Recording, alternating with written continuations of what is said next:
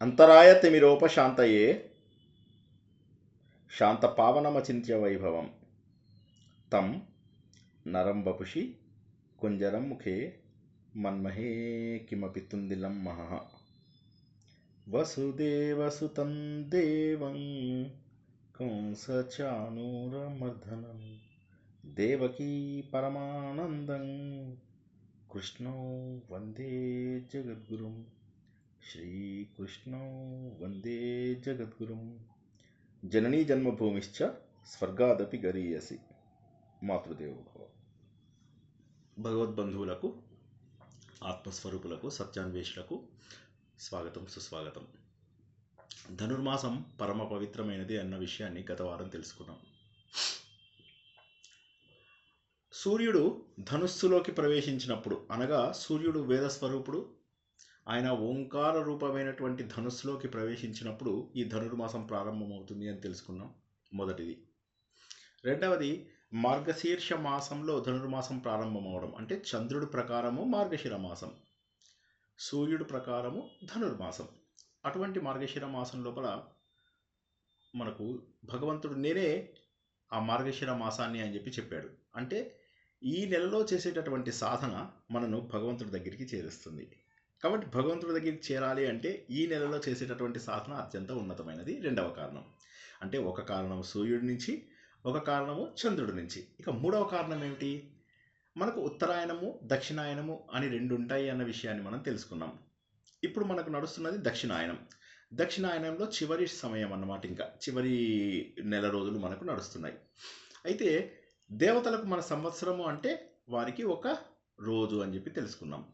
ఉత్తరాయణం అంటే జనవరి నుంచి జూలై వరకు ఏదైతే ఉందో అది వాళ్ళకు పగటి కాలము, జూలై నుంచి మళ్ళీ జనవరి వరకు రాత్రి కాలము. సో ఇప్పుడు రాత్రి కాలం అన్నమాట దేవతలకి. అయితే ఇప్పుడే తెల్లవారుతోంది.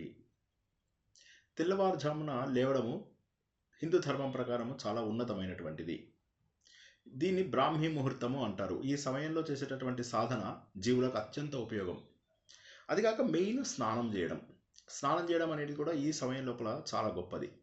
స్నానము, తర్వాత సంధ్య ఉన్న వాళ్ళు సంధ్య, అది కాని వాళ్ళు దేవతార్చన, ఇల్లుని శుభ్రపరచుకోవడము, ఇవన్నీ కూడా ఈ సమయంలో బ్రాహ్మీ ముహూర్తంలో చేయడం అనేటటువంటిది చాలా గొప్పది. అయితే మనకు ప్రతిరోజు వస్తుంది బ్రాహ్మీ కాలం. దేవతలకి వాళ్ళ ఒకరోజు అంటే దక్షిణాయనంలో చివరి రోజులు, అంటే డిసెంబర్ నెల నుంచి జనవరి నెలకు వాళ్ళకు ఎర్లీ మార్నింగ్ టైం అన్నమాట, 4 o'clock to 6 o'clock వాళ్ళకి. కాబట్టి ఆ సమయం లోపల దేవతలందరూ కూడా మనకు కనిపిస్తారు. ఈ దేవతలందరూ ఎక్కడున్నారు? మన శరీరంలోనే ఉన్నారు. మరి వైకుంఠం ఎక్కడుంది? మన శరీరంలోనే భగవంతుడి రూపంలో ఉంది. అంటే మన శరీరం అంతా కూడా దేవతలు. ఇవన్నీ కూడా చర్మము, రక్తము, మాంసము, మేధ, మజ్జ, శుక్లము, స్వేదము, బుద్ధి, ఇవన్నీ కూడా దేవతల యొక్క సమూహాలు. సమూహము అంటే కోటి అని చెప్తారు. కోటి అంటే సమూహం. కోటి అంటే 1 crore అని కాకుండా సమూహం అని అర్థం చేసుకోవాలి. అలాంటి దేవతలందరూ మన శరీరంలో ఉన్నారు. ఇందులో ఆత్మ చైతన్యం ఏదైతే ఉండడం వల్ల మన చెవి వింటుంది, మన ముక్కు వాసన చూస్తుంది, మన కళ్ళు చూడగలుగుతున్నాయి. ఆ చైతన్యం ఇందులోంచి వెళ్ళిపోతే శరీరం ఇలాగే ఉంటుంది, కానీ దీనికి శక్తి ఉండదు, పడిపోతుంది. అంటే మనం నిలబడుతున్నామన్నా కూడా కారణము భగవంతుడి యొక్క చైతన్యమే. సో ఈ సాధన ద్వారా మనలో ఉన్నటువంటి భగవంతుని తెలుసుకోవడమే ముఖ్య ఉద్దేశం. ఇది తెలుసుకోవడానికి మనకు రకరకాల పద్ధతులు ఉన్నాయి. ఇది మనం గత వారం ఇంతవరకు తెలుసుకున్నాము. ఎవరికైనా ఏమన్నా ప్రశ్న ఉంటే అడగండి. గత వారంది కానీ ఇప్పటిది కానీ, ఇప్పటివరకు చెప్పుకున్న వాటిలో. అంటే 3 కారణాలు ముఖ్యంగా ఈ సమయంలో మనం సాధన చేసుకోవడానికి. ఆ 3 కారణాలు ఏంటి అనేవి మనం తెలుసుకున్నాము. ఒకటి సూర్యుడి పరంగా, ఒకటి చంద్రుడి పరంగా, ఒకటేమో దేవతలకు ఇది బ్రాహ్మీ ముహూర్తము ఈ నెల రోజులు. అంటే దేవతలకు ఎర్లీ మార్నింగ్ టైము, వాళ్ళకి చీకటి అయిపోయి తెల్లవారుతోంది అన్నటువంటి 3 కారణాలు తెలుసుకున్నాము. ఈ సమయం లోపల అద్భుతమైనటువంటి సాధన కుదురుతుంది అన్నటువంటి విషయాన్ని కూడా మనం తెలుసుకుంటున్నాము. సాధన మనకు కుదరాలి. ఆ సాధన కుదిరితేనే అప్పుడు మనం ఈ సమయం లోపల కావలసినటువంటి మోక్షాన్ని చేరుకోకుంటాం. మోక్షం అంటే ఏంటి? చనిపోయిన తర్వాత దేవుడి లోపల ఐక్యం అయిపోవడమా?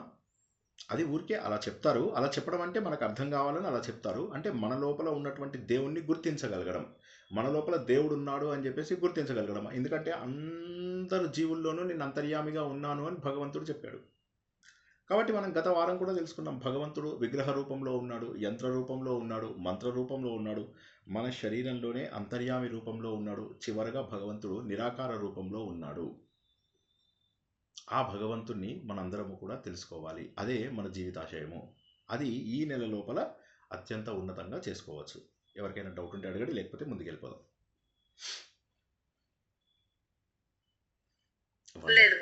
వండర్ఫుల్.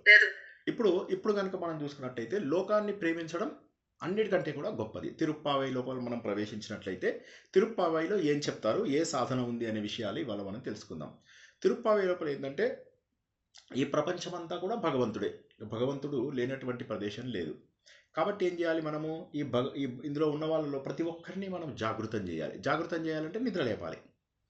మెయిన్ తిరుప్పావై ఉద్దేశం ఏమిటి, ఒకసారి క్లుప్తంగా చెప్తాను, అర్థం చేసుకోవడానికి ప్రయత్నం చేయండి. ఎందుకంటే ఇంకా 2 వారాల్లో మనం మొత్తం తిరుప్పావైని పూర్తి చేసుకోవాలి. అంటే ఒక్కొక్క శ్లోకము ఒక్కొక్క పాశురము మనం చెప్పుకోలేం, కాబట్టి మనము పూర్తి తత్వాన్ని తెలుసుకుందాం. ఒక్కసారి అర్థం చేసుకోవడానికి ప్రయత్నం చేద్దాం. మీలో ఉన్నాడు దేవుడు, నాలో ఉన్నాడు, ఇక్కడ ఉన్నాడు దేవుడు, అక్కడ, అందరిలో ఒకటే దేవుడు ఉన్నప్పుడు మనం ఎవరిని ద్వేషిస్తాం? ఎవరిని ద్వేషించకూడదు. అయితే దానికి చాలా మెచ్యూరిటీ కావాలి, చాలా పరిణతి కావాలి ఎవరినైనా ద్వేషించకుండా ఉండాలి అంటే. ఎందుకంటే అందరిలో ఉన్నటువంటిది ఒకటే చైతన్యం. అయినా కూడా మనము వారితో మనకు జరిగినటువంటి సంఘటనల వల్ల, ఇన్సిడెంట్స్ వల్ల మనం వాళ్ళని ద్వేషిస్తాం. కానీ భగవంతుడు ఏం చెప్తాడు, అద్వేష్ట సర్వభూతానాం అని చెప్పేసి చెప్పాడు భగవద్గీతలో. సమశత్రువుచ మిత్రేచ అని చెప్పేసి అందరితోటి సమానంగా ఉండమని చెప్పాడు. ఇది సంభవమా? సంభవం కాదు. అది సంభవం చేయడం కోసము ఈ జగత్తంతా కూడా దేవుడు, కాబట్టి ఎవరిని కూడా మనం ద్వేషించలేము. దేవుడు ఏమంటాడు, జనాలకు తెలియక వీళ్ళు వాళ్ళలో ఉన్నటువంటి నన్ను గుర్తించడం లేదయ్యా, అవతల వాళ్ళని బాధ పెట్టడం ద్వారా ఆ అంతర్యామిగా ఉన్న నన్ను కూడా వీళ్ళందరూ బాధ పెడుతున్నారు అని చెప్పేసి భగవంతుడు చాలా బాధపడతాడనమాట. వీళ్ళకి తెలియడం లేదు, అవతల వాళ్ళని హింసించడం ద్వారా వారు నన్ను కూడా బాధ పెడుతున్నారు అని. కాబట్టి ఆ ప్రేమని నింపడమే ఈ నెల యొక్క ముఖ్య లక్షణము. గోదాదేవి చెప్పిందల్లా కూడా ఏంటంటే ఈ ప్రపంచంలో ఉన్నదంతా కూడా పరమ పురుషార్థమే. ఆ పరమ పురుషార్థాన్ని తెలుసుకోవడమే మన జీవిత లక్ష్యం. పరమ పురుషార్థం అంటే ఏంటి? అన్నిటికంటే గొప్ప పురుషార్థం. పురుషార్థాలు 4. మొదటిది ధర్మము, అర్థము, కామము, చివరిది మోక్షము. ఇందులో అన్నిటికంటే గొప్పది పరమ పురుషార్థము, మోక్షము. కాబట్టి ఏంటంటే లోకాన్ని ప్రేమించడమే మోక్షం. ఒక్కసారి విషయం అర్థం కాని వాళ్ళు అడగండి. లోకాల్లో అందరినీ ప్రేమించడమే మోక్షము. మనం మోక్షం అంటే ఏమనుకుంటాం, సినిమా లోపల ఇలా దేవుడు ఒక కిరణం పంపిస్తాడు, మన జ్యోతి వెళ్ళిపోయి ఇలా దేవుడి చేతి లోపల కలిసిపోతుంది, ఇంకా అమ్మ అయిపోయింది. కానీ మోక్షం అంటే లోకాన్ని ప్రేమించడమే. సో తిరుప్పావై యొక్క సందేశం ఏంటంటే అందరినీ ప్రేమించి అందరినీ భగవంతుడి దగ్గరికి తీసుకెళ్ళడమే తిరుప్పావై యొక్క ముఖ్య లక్షణము. అర్థం కానాలి అడగండి. 10 seconds. అందరికీ అర్థమైంది. అంటే ఎవరిని కూడా ప్రేమించకుండా ద్వేషించకూడదు అనేటటువంటి భావన ముందు చూడాలి. రెండవది మనలోనే ఉన్నటువంటి భగవంతుని చూడాలి. గత వారం మనం తెలుసుకున్నాం ఏంటంటే మన జ్ఞానం అంతా కూడా వేదాల్లో ఉంది. మన జ్ఞానం అంతా కూడా వేదాల్లో ఉంది. వేదాలు అందరికీ అర్థం కాలేదు, కాబట్టి వేదవ్యాసుడు ఏం చేశాడంటే వేదాలలో ఉన్న జ్ఞానాన్ని పురాణాలలోకి మనకు అందించాడు. తర్వాత మహాభారతం అనేటటువంటి కావ్యాన్ని లేదా ఇతిహాసాన్ని అందించాడు. అంటే సో మన మొత్తం ధర్మము మూడు రకాలుగా, వేదాలు, పురాణాలు, ఇతిహాసం. ఇందులో ఏది చదివినా కూడా వేదంతో సమానమే. మరి తిరుప్పావై దేని కిందికి వస్తుంది? ఎవరైనా చెప్పగలరా? ట్రై చేయగలరా? తిరుప్పావై దేని కిందికి వస్తుందో? ఇది వేదమా? ఇది పురాణమా? ఇది మహాభారతమా? ఇంకొక కావ్యం రామాయణము, అది వేదవ్యాసుడు రాయలేదు, వాల్మీకి రాశారు. చెప్పగలరా? తిరుప్పావై దేని కిందికి వస్తుంది?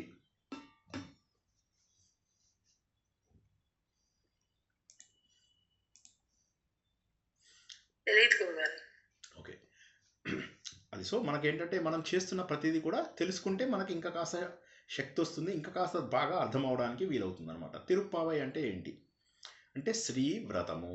తిరు అంటే శ్రీ అని, పావై అంటే వ్రతము. ఓకేనా? తిరుప్పావై అంటే శ్రీ వ్రతం. శ్రీ వ్రతం అంటే ఏంటో చూసుకుందాం.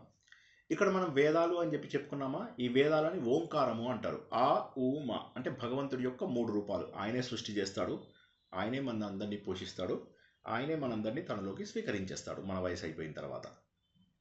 సృష్టి, స్థితి, లయ అంటారు దీన్ని.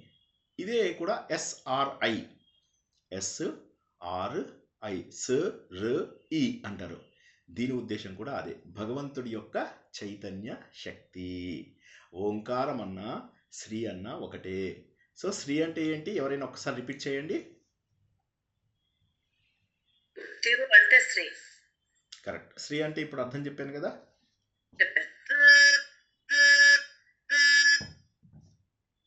తిరు అంటే శ్రీ, పావై అంటే వ్రతం, శ్రీవ్రతం, శ్రీవ్రతము అని. కరెక్ట్. శ్రీ అంటే ఏమని చెప్పాను?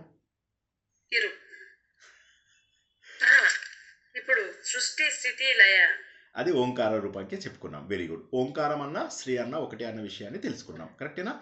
స్ ర ఈ అనే దానికి ఒక మాట చెప్పాను నేను, సృష్టి స్థితి లయలు ఓంకారంకి. మరి SRI అనే దానికి ఏంటి చెప్పాను?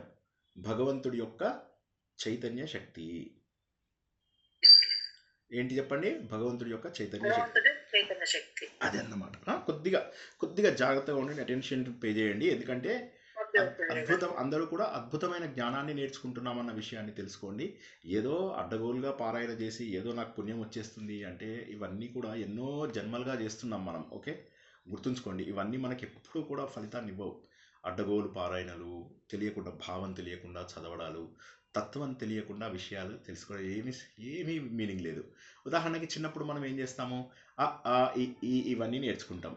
నేర్చుకున్న తర్వాత సుమతి శతకం, వేమన శతకం బట్టి కొడతాం. అప్పుడు అర్థం కావు. పరిణతి వచ్చిన కొద్దీ అవి అర్థమవుతాయి.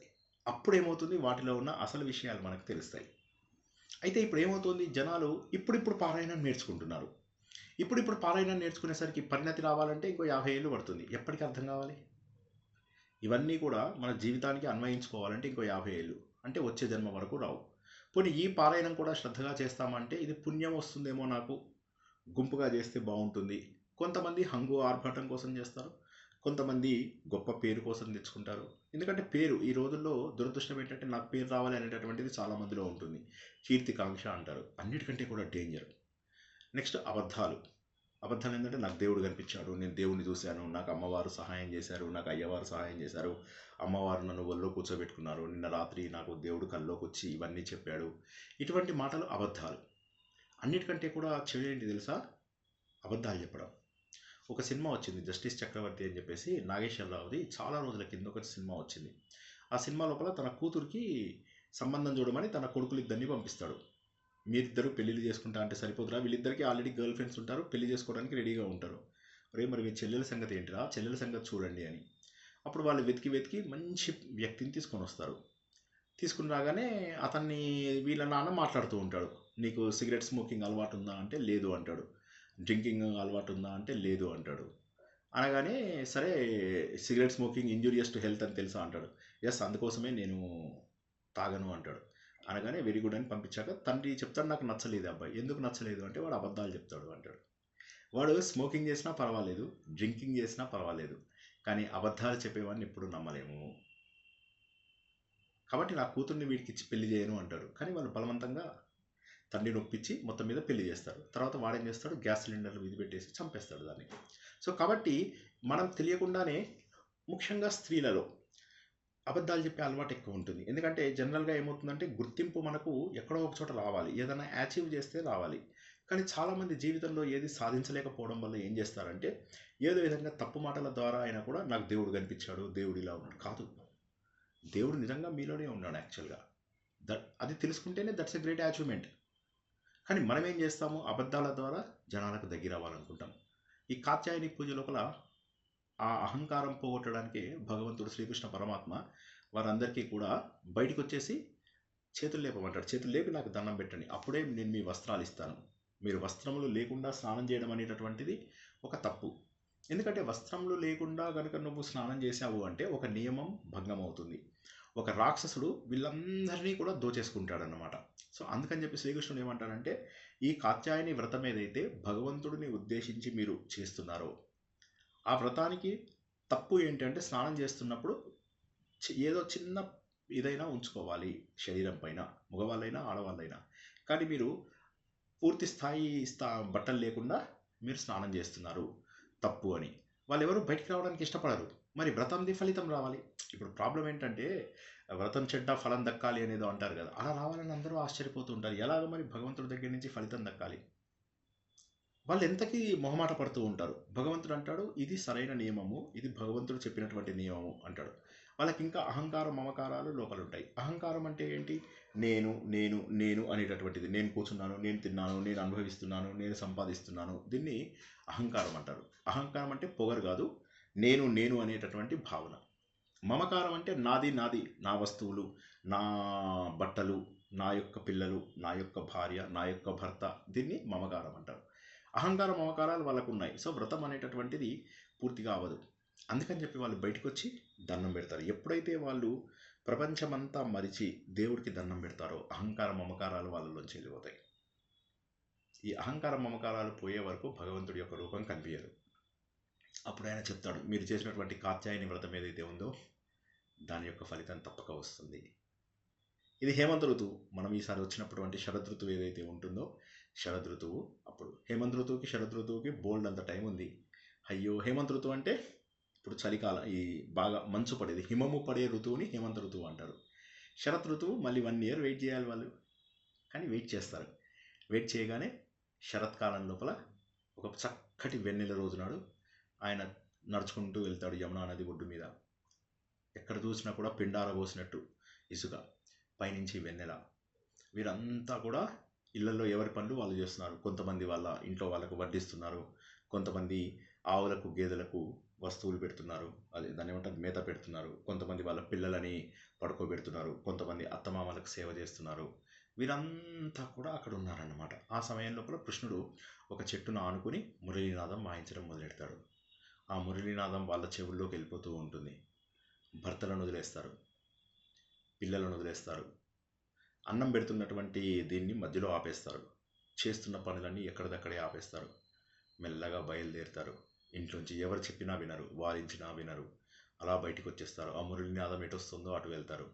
చక్కటి యమునా నది, నల్లటి యమునా నది, తెల్లటి వెన్నెల, ఇసుక తిన్నెలు, అలా అందమైనటువంటి ఆ ప్రాంతంలో అలా నడుచుకుంటూ వెళ్తారు. వెళ్తే అక్కడ మంచి అరణ్యం, చక్కటి అరణ్యం, అది కూడా వెన్నెలకి అరణ్యము చాలా లోపల దారులన్నీ కూడా శుభ్రంగా కనిపిస్తున్నటువంటి ప్రాంతం. వీటన్నింటికంటే గొప్పదైనటువంటిది ఆయన యొక్క మోహన రూపం. ఆ తర్వాత ఆ భగవంతుడి యొక్క మురళీనాదం. ఆ నాదం ఎటొస్తే అటు అందరూ వెళ్ళిపోతారు. వెళ్ళిపోయిన తర్వాత శ్రీకృష్ణుడు వాళ్ళని అడుగుతాడు, ఏంటమ్మా ఎందుకు వచ్చారు? తప్పు కదా, ఇంట్లోపల పిల్లల్ని, భర్త, తర్వాత ఇంట్లోపల ఉన్నటువంటి అత్తగారు, మామగారు, తల్లిదండ్రులు, వీరందరినీ వదిలి రావడం తప్ప కాదా అంటే వాళ్ళందరూ అంటారు, తప్పో ఒప్పో నిన్ను దేవుడిగా నమ్ముకున్నాము, మేము ఎందుకు రాకూడదు? శ్రీకృష్ణ అవతారానికి 2 కారణాలు ఉన్నాయని తెలుసుకోవాలి అందరం. మొదటి కారణం ఏంటంటే ఈ భూమిపైన భారాన్ని తగ్గించాలి. భూదేవి చెప్తుందన్నమాట, ఈ భూమిపైన భారాన్ని తగ్గించాలి అనగానే ఇంక ఎవరో కాదు, ప్రతిసారి నా అంశాన్ని పంపిస్తున్నాను, ఈసారి నేను పూర్తిగా నా స్థాయిలో మొత్తం దిగిపోతాను, వైకుంఠం ఖాళీ అయిపోతుంది, ఈయన పూర్తి దేవుడిగా కిందికి వచ్చేస్తాడు. సో అందుకే ఏమంటారు, కృష్ణస్తు భగవాన్ స్వయం అంటారు. కాబట్టి ఆయన తన పూర్తి రూపంలో కిందికి దిగుతాడు. మొదటిది. అలా వచ్చి ఎంతోమంది రాక్షసులని సంహరిస్తాడు, మొత్తం పాపాన్నంతా కూడా తీసేస్తాడు. తర్వాత వచ్చినటువంటిది ఏంటి, ఆయన కొన్ని కోట్ల జన్మలుగా సాధన చేస్తూ మోక్షానికి అడుగు దూరంలో ఉండిపోయినటువంటి ఎంతోమంది. ఇది ఎట్లా అంటే మనకు అప్పుడప్పుడు పోలీసులు స్పెషల్ డ్రైవ్ చేస్తూ ఉంటారు ట్రాఫిక్లో అక్కడ ఇక్కడ. ఆ స్పెషల్ డ్రైవ్ చేసి ఏం చేస్తారంటే, ఎంత ఉంది టికెట్ అన్నీ చూస్తారు, వాడు చాలాన్లు 10,000 ఉన్నాయి, చలో 5,000 కట్టేసి వెళ్ళిపో, అన్నీ క్లియర్ అంటారు. అలాగా ఒక స్పెషల్ డ్రైవ్ జరుపుతారనమాట శ్రీకృష్ణ భగవానుడు. జరిపి అందరికీ కూడా ఒకే షాట్ లోపల మోక్షం ఇచ్చేయాలి.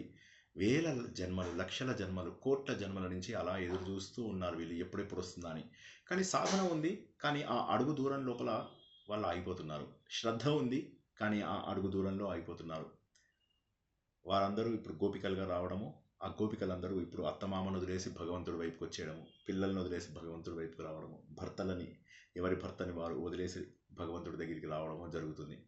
భగవంతుడు వారందరినీ చూస్తూ నవ్వుతాడు. ఒక స్త్రీకి ఒకడే పురుషుడు కదా, ఇలా మీరు బహుపురుషులపైన ప్రేమ పెంచుకోవడం తప్పు కాదా?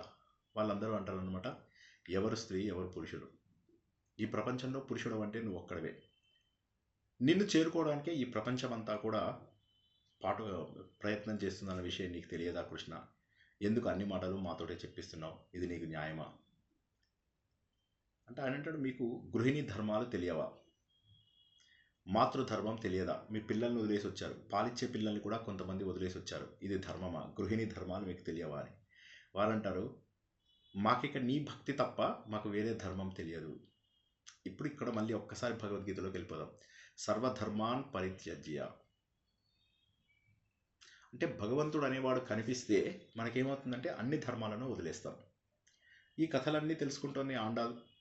ఆవిడ చక్కటి అద్భుతమైనటువంటి భావనలు వస్తున్నాయి ఆవిడకి, ఇవన్నీ కథలు తెలుసుకుంటోంది. చాలా సంతోషంగా ఉంది. గోదాదేవి ఆవిడే, ఆండాల్ ఆవిడే. ఆవిడ ఆలోచిస్తున్నారు ఇవన్నీ వింటూ, వీరందరిలో ఉన్న భక్తి నాలో లేదా? వీరందరూ కూడా అన్నీ వదిలేసి వస్తారు. మీరాబాయి తన భర్తనే విషమిస్తాడు. ఆ విషాన్ని కూడా సంతోషంగా స్వీకరించగలుగుతుంది. సొంత భర్తనే విషమిచ్చాడు అంటే ఒకసారి ఆలోచించండి. కట్టుకున్న భర్త విషమిచ్చాడంటే అది కూడా సంతోషంగా స్వీకరించింది. ఎందుకంటే భగవంతుడి పైన నమ్మకం. ఆ భగవంతుడి పైన ఎప్పుడైతే మనకు నమ్మకం ఉంటుందో అప్పుడు ఈ బయట ప్రపంచం మననేమీ చేయలేదు. ప్రహ్లాదుడి విషయం తీసుకున్నా కూడా అంతే. భగవంతుడిని నమ్ముకుంటాడు. తనను కన్న తండ్రి కొండల మించి తోయిస్తాడు, ఏనుగులతో తొక్కిస్తాడు, విషం తాగిస్తాడు, ఈ ఇనుములో వేసి కాలుస్తాడు.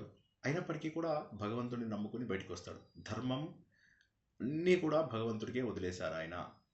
ఈ విధంగా గోపికలంతా కూడా వదిలేశారు. ఇప్పుడు వాళ్ళకి తెలుసు భగవంతుడు తప్ప ఇంకొక పవిత్ర ధర్మం లేదు. వాళ్ళందరికీ తెలుసు వారు ఎందుకు వచ్చారు అనే విషయాన్ని. అప్పుడు శ్రీకృష్ణ పరమాత్మ వారందరితోని ఆడుతూ పాడుతూ ఉంటాడు. కొద్దిసేపటికి వాళ్ళకి అమ్మయ్య శ్రీకృష్ణుని ఇప్పటికైనా పొందగలిగాము అనేటటువంటి కొంత చిన్న గర్వం వస్తుంది. ఇది అహంకారం కంటే ఒక మెట్టు ఎక్కువ. అప్పుడు శ్రీకృష్ణుడు అంతర్ధానం అయిపోతాడు. ఒక్కసారి వీళ్ళందరూ చూస్తారు, ఆశ్చర్యపోతారు. అప్పటి వరకు అందరితోటి అనేక రూపాలలో కనిపిస్తున్నటువంటి శ్రీకృష్ణ పరమాత్మ అసలు కనిపించడం లేదు. ఇవన్నీ గోదాదేవి ఆలోచిస్తూ ఉందన్నమాట. భగవంతుడు అందరివాడు, అందరిపైన ప్రేమ చూపించడమే పరమ గొప్ప తత్వము. అందరి లోపల ఒకే భావన. గోదాదేవి ఆలోచిస్తున్నారు, అవును అందరిలో ఒకే ఆలోచన తేవాలి, అందరి లోపల కూడా భగవంతుడి పైన ప్రేరణ తీసుకురావాలి. ఎందుకు నా లోపల కాత్యాయని వ్రతం అంటే ఇంత ఇష్టంగా ఉన్నాను నేను అని ఆవిడ ఆలోచిస్తున్నారు. ఇటు భగవంతుడు అందరినీ వదిలేసి ఎక్కడికి వెళ్ళిపోయాడో తెలియదు. కొద్ది దూరము వాళ్ళందరూ ఆలోచిస్తూ అడుగుజాడలు కనిపిస్తూ ఉంటే వాటి వెనకాల వెళ్తే ఆయనతోని ఇంకొక అమ్మాయి అడుగుజాడలు కనిపిస్తూ ఉంటాయి. కొద్ది దూరం అలా వెళ్ళేసరికి ఒక చెట్టు దగ్గర ఆ కాళ్ళు నేలలో ఒత్తినట్టుగా కనిపిస్తాయి. అంటే శ్రీకృష్ణుడు ఆమెను ఎత్తుకుని పైన ఉన్నటువంటి పుష్పాలను దేన్నో తెంపాడు అన్నటువంటి విషయం తెలుస్తుంది.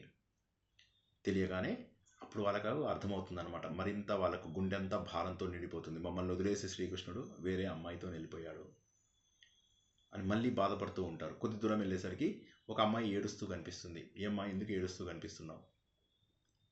శ్రీకృష్ణుడు నన్ను కూడా వదిలేశాడు. ఎందుకు వదిలేశాడు అంటే ఆయన నాకు దొరికాడు అని చెప్పేసి నేను గర్వపడ్డాను. అప్పుడు వీళ్ళందరికీ తెలుస్తుంది, ఓకే మనలో చివరగా మిగిలినటువంటిది ఒక్క అహంకారము, దీనిని మనం వదిలేయాలి అని. ఒక్కసారిగా అందరూ అలా భగవంతుణ్ణి అహంకారం మమకారాలు ఏవైతే కొద్దిగా మిగిలి ఉన్నాయో వాటన్నింటినీ కూడా వదిలేసి అందరూ సామూహికంగా భగవంతుడిని ప్రార్థన చేస్తూ ఉంటారు. మనస్సుతో, వాక్కుతో, శరీరంతో.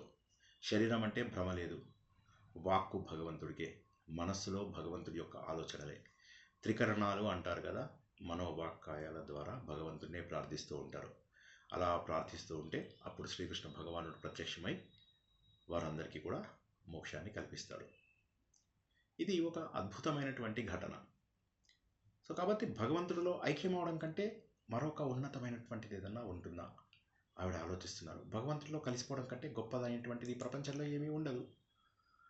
కాబట్టి ఆవిడ అప్పటి వరకు కూడా ఆవిడ ఎవరైతే ఉన్నారో వాళ్ళ నాన్నగారు, ప్రతిరోజు వాళ్ళ నాన్నగారు, ఆవిడ ఇప్పుడు భూమిలో దొరుకుతుంది వాళ్ళ నాన్నగారికి, ఎలా అయితే సీతాదేవి జనకుడికి దొరుకుతుందో అలాగా వీళ్ళ నాన్నగారు ఆయన విష్ణుచిత్తుడు. ఆయన మంచి భక్త శిఖామణి. ప్రతిరోజు ఆ ఆలయంలో ఇవ్వాల్సినటువంటి పూలన్నీ తనే తయారు చేసి వెళ్తూ ఉంటాడు. ఈవిడ సహజమైనటువంటి కుతూహలము, క్యూరియాసిటీ అంటాం కదా, దాంతో అవన్నీ తను ధరించిన తర్వాత ఒకరోజు వాళ్ళ నాన్నగారికి తెలిసి వద్దొద్దు అది తీసుకెళ్ళొద్దు అని చెప్పేసి అవి వేరేవి పట్టుకుని వెళ్తాడు. అప్పుడు భగవంతుడు కళలో కనిపించి, తప్పు చేశావు, ఆమె ధరించినవే నాకు కావాలి. సో నియమాలు ఎవరిస్తారు అంటే భగవంతుడు ఇస్తాడు. నియమాలు భగవంతుడు ఇస్తాడు అనగానే అప్పుడు వెంటనే ఇంటికి వచ్చేసి నన్ను రక్షించు అంటారు. తమిళ్లో దాన్ని ఆండాల్ అంటారట. నాకు తమిళ్ రాదు. ఆండాల్ అంటారట. అంటే నన్ను రక్షించు తల్లి, నన్ను రక్షించు తల్లి. దీనినే ఆముక్త మాల్యదగా మనకు శ్రీకృష్ణ దేవరాయలు మనకు అందించారన్నమాట. ఇప్పుడు ఈవిడే ఆలోచిస్తోంది, ఏ విధంగానైతే కాత్యాయని పూజ చేసిన తర్వాత ఆ వ్రతభంగంలో వారికి ఒక తప్పు అహంకార మమకారాలను పోగొట్టాడు, రాసలీల సమయంలో మరోసారి వాళ్ళ అహంకార మమకారాలకు అతీతంగా చేశాడు. అటువంటి భగవంతుని మరి నేను ఎందుకు చేయకూడదు? నేను కూడా అదే వ్రతం చేస్తాను.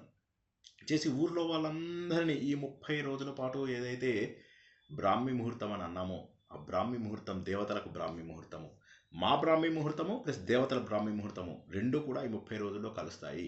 పొద్దున పూటే వెళ్దాము, అందరినీ తీసుకొని వెళ్దాము, అందరినీ తీసుకొని భగవంతుడి వైపుకు వెళ్ళాలి. ఇక మనకేమీ అవసరం లేదు, భగవంతుడు తప్ప ఏమీ అవసరం లేదు అనేటటువంటి భక్తి. అందుకే ఆవిడ చివరికి సంతోషంగా భగవంతుడిలో కలిసిపోయిన రోజుని భోగి పండుగ అని చెప్పేసి మనం అంటాము. భోగి పండుగ మనకు జనవరిలో వస్తుందన్నమాట. సో ఆ విధంగా 30 రోజుల వ్రతం తర్వాత భగవంతుడిలో కలిసిపోతుంది. మరి ఈ తిరుప్పావై వేదమా? కాదు. పురాణమా? కాదు. పోనీ రామాయణ మహాభారతాలలో ఇదా? కాదు. పోనీ సంస్కృత కావ్యమా? కాదు. మరి అటువంటప్పుడు తిరుప్పావై ఎందుకు ప్రాధాన్యత వచ్చింది? అగస్త్యుడు, ఆయన అది పెద్ద కథ, క్లుప్తంగా చెప్తున్నాను. అగస్త్యుడు ఏంటంటే వింధ్య పర్వతం యొక్క పొగరు అణచడం కోసం అని చెప్పి ఉత్తరం నుంచి దక్షిణంకి వస్తాడు. వచ్చినప్పుడు తమిళనాడులో సెటిల్ అవుతారనమాట. వింధ్య పర్వతం ఇక అలాగే ఉంటుంది. ఆయన అంటాడు, నేను వచ్చేదాకా నువ్వు ఎదగకు అంటాడు. వింధ్య పర్వతానికి ఏంటంటే పొగరు తను ఎదగాలని చెప్పేసి వచ్చి ఒక్కొక్కసారి సూర్యుడికి కూడా అడ్డం వచ్చేస్తూ ఉంటుంది వింధ్య పర్వతం. అందుకని చెప్పి ఆ వింధ్య పర్వతం పొగరంచి ఇలా వస్తాడు. నేను వచ్చి రాగానే ఆయనకు దండం పెడుతుంది వింధ్య పర్వతం. ఏంటి అంటే, నేను కొద్దిగా సౌత్కి వెళ్ళాలి అని. సరే నేను పుట్టివాణ్ణి కదా అంటే, ఓకే స్వామి అని తగ్గిపోతుంది. అప్పుడైనా దాన్ని దాటుకుని వెళ్ళిపోతాడు. నేను వచ్చే వరకు ఇలాగే ఉండు అంటే సరే అని చెప్పి మాటిస్తుంది. అప్పటి నుంచి వింధ్య పర్వతం పెరగదు. వింధ్య అంటే మనకి ఇక్కడ మధ్యప్రదేశ్లో ఉన్నటువంటిది అనమాట. వింధ్య సత్పుర అంటాం కదా, ఆ వింధ్య పర్వతం ఏదైతే ఉందో అది మధ్యప్రదేశ్, ఏదైతే నర్మదా నది ప్రవహిస్తుందో ఆ ప్రాంతం. అప్పుడు ఏమవుతుందో అటువంటి ప్రాంతంలో ఈయన తమిళనాడుకి వెళ్తాడు. వెళ్ళి అక్కడ ఏం చేస్తాడంటే తమిళ భాషను ప్రారంభించడము, తమిళంలోనే అన్ని రకాలు మనందరికీ తెలిసిన నాడీ జ్యోతిష్యం కూడా అగస్త్యుడు అందించినటువంటిదే. అటువంటి మహోన్నతమైనటువంటిది. అయితే ఆయన ఏంటంటే ద్రవిడ ప్రబంధాలని కూడా వేదాలకు సమానము అన్నటువంటి భావన తెచ్చారు. ఎందుకంటే ఆయన వేదాలలో గొప్పవాడు కాబట్టి ఆయన ఏమన్నారంటే ద్రవిడ కావ్యాలన్నీ కూడా మహోన్నతంగా ఉంటాయి అని. అందుకే ఇప్పుడు మీరు చూసుకుంటే వైష్ణవుల ఇళ్లలో వాటిలో తమిళ కావ్యాలు మీకు ఎక్కువ దొరుకుతాయి. మరి వారికి జ్ఞానం ఎక్కడి నుంచి వస్తుంది? అవి ఉండడం, రాయడం తమిళ్లో రాసినప్పటికీ కూడా వేదాల చివరి భాగంలో ఉపనిషత్తు అంటారు. ఇవి 4 వేదాలు అనుకోండి, ఋగ్వేదం, యజుర్వేదం, సామవేదం, అథర్వణ వేదం. ఇది సంహిత, బ్రాహ్మణము, అరణ్యకము, ఉపనిషత్తు. సంహిత, బ్రాహ్మణము, అరణ్యకము, ఉపనిషత్తు. సంహిత, బ్రాహ్మణము, అరణ్యకము, ఉపనిషత్తు. సంహిత, బ్రాహ్మణము, అరణ్యకము, ఉపనిషత్తు. ఈ చివరి భాగాలు చూసినట్లయితే వీటిని ఉపనిషత్తులు అంటారు. ఆ ఉపనిషత్తుల సారమే తిరుప్పావై. ఈ వేదాలలో ఉందా? వేదాలలో లేదు, కానీ వేద సారమైనటువంటిది ఇందులోపల ఉంది. ఒక చిన్న మాలతోటి ఆవిడ భగవంతుడిని బంధించగలిగింది. కథ ఏంటంటే చాలా గమ్మత్తుగా భగవంతుడు అలిగాడు. భగవంతుడు వర్షాలు కురిపించడం లేదు, పంటలు పండించడం లేదు. ఊర్లో వాళ్ళందరూ బాధపడితే అప్పుడు ఆయన అంటాడు, మీరందరూ కూడా కలిసి రండి నా దగ్గరికి, వస్తే మీకు అందరికీ వ్రత నియమాలు చెబుతాను అని చెప్పాడు. ఏం చెయ్యాలి, ఎలా చెయ్యాలి. అందరూ కూడా మీ అనుభవాలు ఒకరితో ఒకరు చెప్పుకుంటూ సరైనటువంటి సత్సంగం చేసుకుంటూ హంగులు ఆర్భాటాలు లేకుండా అనవసరమైనటువంటి అలంకరణలు లేకుండా ఈ వ్రతాన్ని చెయ్యాలి. ఆ వ్రతం చేసి కోరికలు తీర్చుకున్నారు ద్వాపర యుగంలో. ఇదే నేను ఇప్పుడు ఎందుకు చేయకూడదు? ఈవిడ గుర్తుపట్టారు, భగవంతుడికి కూడా తనిస్తున్న మాల నచ్చింది అనగానే ఈవిడ గుర్తుపట్టారు, నేను ఎందుకు చేయకూడదు? భగవంతుడిని నేను ఆ విధంగా ఎందుకు ఆయనలో ఐక్యం అయిపోకూడదు? నేనే కాదు, ఇక్కడ ఉన్న వాళ్ళందరూ ఐక్యం అయిపోకూడదు, అయితే మంచిది కదా, సరైనటువంటి సత్సంగం కావాలి అని చెప్పేసి 30 రోజులకు సరిపడా పాశురాలు రాసి మన అంతిమ లక్ష్యం భగవంతుడిని చేరుకోవడమే. ఆ లక్ష్యాన్ని మనం అందరము కూడా చేరుకుందాము అని చెప్పేసి ఇందులో రాసినటువంటి 30 పాశురాలు ఏవైతే ఉన్నాయో మన శ్లోకాల లాంటివి అదన్నమాట. ఆ శ్లోకాల యొక్క సారమే మనం ఇప్పుడు క్లుప్తంగా ప్రారంభించుకుంటున్నాం. సో ఈ 1.5 days మనకి ఏదైతే ఉందో ఇది ఉపోద్ఘాతంలో వెళ్ళిపోయింది. ఇంకొక 2 ప్లస్ ఇవాళ హాఫ్ మనకు 2.5లో మనం సారమంతా కూడా తెలుసుకుంటాం. జై శ్రీకృష్ణ. ఇప్పుడు ఏ ప్రశ్న ఉన్నా కూడా ఒకసారి అడగండి. ప్రశ్న ఇంకేది ఉన్నా కూడా ఇప్పటి వరకు మనం తెలుసుకున్న వాటితో ముందుకెళ్దాం. చిన్న ప్రశ్న ఉన్నా కూడా అడగండి, మొహమాట పడద్దు.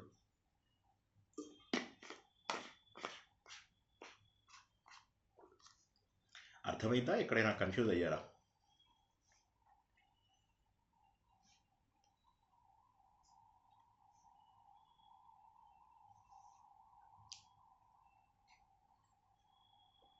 అర్థమవుతుంది గురుగారు.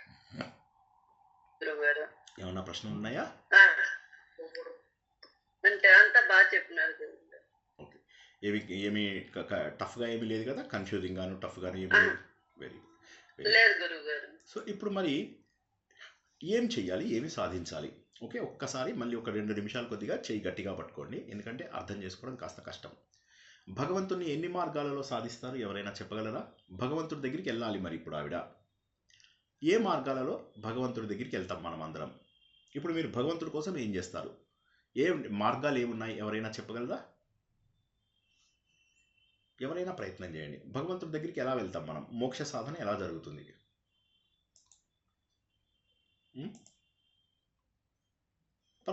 తప్పు పూజ తప్పు పూజ ద్వారా ఓకే,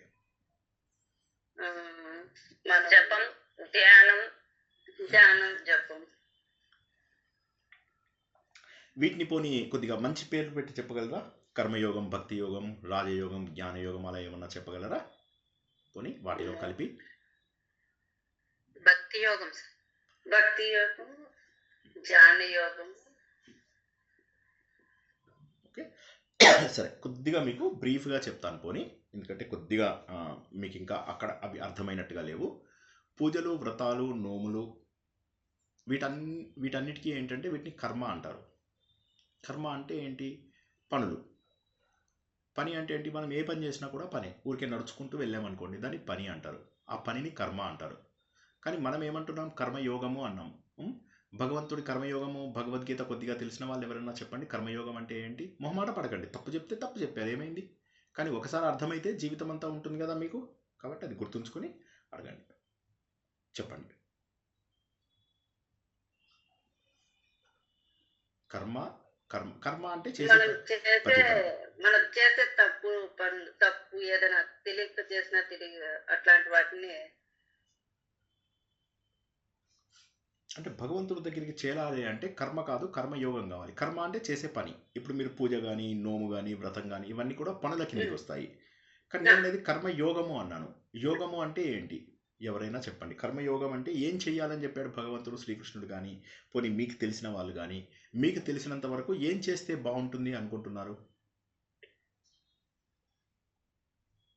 కర్మను చేయాలి, దాని ఫలితాన్ని భగవంతుడికి అర్పించాలి. ఓకే, కొంతవరకు కరెక్ట్. ఇంకా మనం ఏ పని చేసినా ఆ పనిలో కూడా భగవంతుడు ఉన్నాడు అని చేయడం. ఓకే, ప్రతి దాంట్లో భగవంతుడు ఉన్నాడు అని తెలుసుకుని చేయడం అన్నది భక్తి యోగంలో వస్తుంది. భక్తి యోగం మీరు చెప్పింది తప్పు అయినప్పటికీ కూడా నేను చెప్తాను, పర్లేదు, కంగారేం లేదు, తప్పేం లేదు. తప్పు చెప్పినా తప్పు లేదు, ఓకేనా? బెంగపడకండి.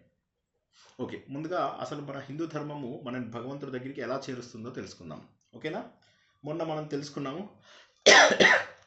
ఈ బాటిలో స్టార్టింగ్ టు ఎండ్ మొత్తం క్లియర్గా ఉంది కదా, కనిపిస్తుంది కదా? ఇది చూసుకోండి, కింది భాగము మన వెన్నెముకలో కింది భాగము ఇలాగా కింద కుండలిని అని ఇలా ఉంటుంది. తను జాగృతమై ఇలా పైకి వెళ్ళడం ప్రారంభమవుతుంది. ఇది ఏం చేసినా కూడా మామూలుగా జాగృతం కాదు, కానీ ఏదో ఒక రోజు చక్కగా జాగృతమవుతుంది. జాగృతమై ఇలా పైకి ప్రయాణం చేస్తూ ఇక్కడ పైన ఉండే సహస్రారాన్ని చేరుకుంటుంది. దీని అర్థం ఏంటి? మనం చేసిన పాపాలు, మనం చేసిన పుణ్యాలు కొన్ని కోట్ల జన్మలలో ఈ వెన్నెముక లాంటి భాగానికి అతుక్కుని ఉంటాయి. ఇవన్నీ అతుక్కుని ఉంటాయి. ఏ జన్మ ఎత్తినా ఇవి పోవు, మన వెంటొస్తాయి. మన నుదులని నీడని, నేను వీడని నీడను నేనేలాగా మన వెంట వస్తూ ఉంటాయి. అవన్నీ మనకు అతుక్కుని ఉంటాయి. ఎన్ని జన్మలు ఎత్తినా సరే అతుక్కుని ఉంటాయి. మళ్ళీ మనం శరీరం తీసుకోగానే ఇలా మన వెన్నెముక వెనక సైడు కనిపించకుండా అదృశ్య రూపంలో అలా ఉంటాయి. ఇది శుభ్రపరచుకోవడమే మోక్షము. మోక్షం అంటే ఏంటి? ఈ కుండలిని ఇలా ప్రయాణం చేస్తూ ఇలా పైకి వెళ్తూ వచ్చి ఇక్కడ ఉన్నటువంటి సహస్రారాన్ని చేరుకోవడం. ఈ సహస్రారం చూసినట్టయితే చిన్నప్పుడు మనకు మెత్తగా ఇలా కదులుతూ ఉంటుంది. ఆ సమయంలో భగవంతుడితో ఇంటరాక్ట్ చేస్తూ ఉంటాం మనం. అది ఎప్పుడైతే గట్టిపడిపోతుందో అప్పుడు మనం భగవంతుడితో ఇంటరాక్ట్ అవ్వం. మనది అక్కడికి వెళ్ళి దాన్ని ఛేదించాలి అంటే ఏం చేయాలి అంటే ఇదంతా శుభ్రం చేసుకుంటూ వెళ్ళాలి. కొన్ని కోట్ల జన్మలలో లెక్కలేనన్ని పాపాలు చేసుకున్నాం, లెక్కలేనన్ని పుణ్యాలు చేసుకున్నాం. ఈ పాపాలు క్లీన్ అయిపోవాలి, పుణ్యాలు కూడా క్లీన్ అయిపోవాలి. ఇక్కడికి చేరుకోవాలంటే చేయడానికి 4 పద్ధతులు ఉన్నాయి. మొదటిది కర్మ యోగము. యోగము అంటే తెలివితేటలు, ఉపాయము, జీవాత్మ పరమాత్మతో కలవడము, నానార్థాలు ఉంటాయి. కర్మయోగము అంటే ఏంటంటే మీరు చేసినటువంటి పని ఏదైనా సరే ముందు కోరిక లేకుండా చేయాలి. తర్వాత ఫలితం ఏదొచ్చినా కూడా యాక్సెప్ట్ చేయాలి. దేవుడు ఆలయానికి వెళ్తాం, నాకు పులిహార ఇష్టం, వాడు చక్కెర పొంగల్ ఇస్తాడు, అప్పుడు నేనేం చేస్తాను, చక్కెర పొంగల్ తీసి వాడి మొహం కేసి కొడతాను. కరెక్టేనా? అంతేనా? అలాగే చేస్తామా? ఆలయంలో నాకు ఇష్టమేమో పులిహార, కానీ వాడు ఇచ్చిందేమో చక్కెర పొంగలి. నేనేం చేస్తాను, చక్కెర పొంగల్ని అంటే తీసుకుంటాం, ఇటు పడేస్తానా లేకపోతే ఏం చేస్తాను నేను? తింటా, కళ్ళకద్దుకొనే తింటాము. సో అంటే ఏంటి, ఫలితం ఏదొచ్చినా కూడా సంతోషపడాలి. నాకు ఇష్టమైందే రావాలి అని అనుకోము. ఏ విధంగానైతే ఆలయంలో మనము ఫలితం ఏదొచ్చినా స్వీకరిస్తున్నామో, అదేవిధంగా నిత్య జీవితంలో కూడా ఏ ఫలితం వచ్చినా, ఎందుకంటే భగవంతుడు తప్పు చేసే అవకాశం లేదు, మనం తప్పులు చేయొచ్చు, కానీ అందుకొని స్వీకరించాలి. ఇది రెండవది. మూడోది, అసలు కర్మ నేను చేస్తున్నాను అనేటటువంటి బాధ్యత ఉండకూడదు అని అనుకోకూడదు. ఇది నా బాధ్యత అని చేయాలి. చివరిగా లోక సంగ్రహం అంటే దేశం కోసం చేయాలి. ఇవన్నీ కలిపితే కర్మయోగము అంటారు. నేను చేస్తున్నాను అనే భావన ఉండకూడదు, ఇది నా బాధ్యత అని చెప్పేసి చెయ్యాలి. అన్నం తింటున్నాను, నా బాధ్యత శరీరాన్ని పోషించడం, అంతే. నా పిల్లల్ని పెంచుతున్నాను, నేనేమి దేశానికి ఉపకారం చేయడం లేదు, అది నా బాధ్యత, అంతే. ఈ విధంగా చేసేదాన్ని కర్మయోగము అంటారు. అంటే కేవలం ఇది బాధ్యత అనుకోవాలి కానీ గొప్ప అనుకోకూడదు. ఇందులోపల పూజలు, పునస్కారాలు, నోములు, వ్రతాలు, అభిషేకాలు, ఆలయాలకు వెళ్ళడాలు, తీర్థయాత్రలకు వెళ్ళడాలు, కుంభమేళాలకు వెళ్ళడాలు, ఇవన్నీ కూడా ఇందులోకే వస్తాయి. వీటికి వెళ్ళినప్పుడు ఫలితాన్ని ఆశించకుండా నాకేదో పుణ్యం వస్తుంది అని వెళ్ళొద్దు. ఉదాహరణకి తిరుప్పావై చదివితే నాకు మోక్షం వస్తుంది, లేదా ఉత్తర ద్వారంలోకి వెళ్తే నాకు మోక్షం వస్తుంది అని తప్పు భావనతో చేయకూడదు. వచ్చేది ఫలితం ఎలాగో వచ్చి తీరుతుంది. ఫలితం మీరు వద్దన్నా, మంచి పనికి మంచి, చెడ్డ పనికి చెడు, ఫలితం వచ్చి తీరుతుంది. కానీ మనం ఆశించకూడదు, మనం కేవలము బాధ్యతగా చెయ్యాలంతే. అది కర్మయోగము. కర్మయోగం అర్థం కాని వాళ్ళు ఒకసారి అడగండి, మొహమాట పడద్దు. ఏ ప్రశ్న అడిగినా సరే కర్మయోగం గురించి.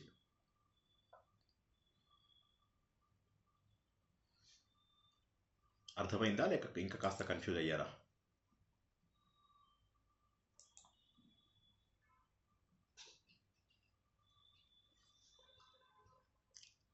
ఓకే. ఇప్పుడు కర్మయోగం తర్వాత రెండోది ధ్యాన యోగం. ధ్యానం అంటే మెడిటేషన్.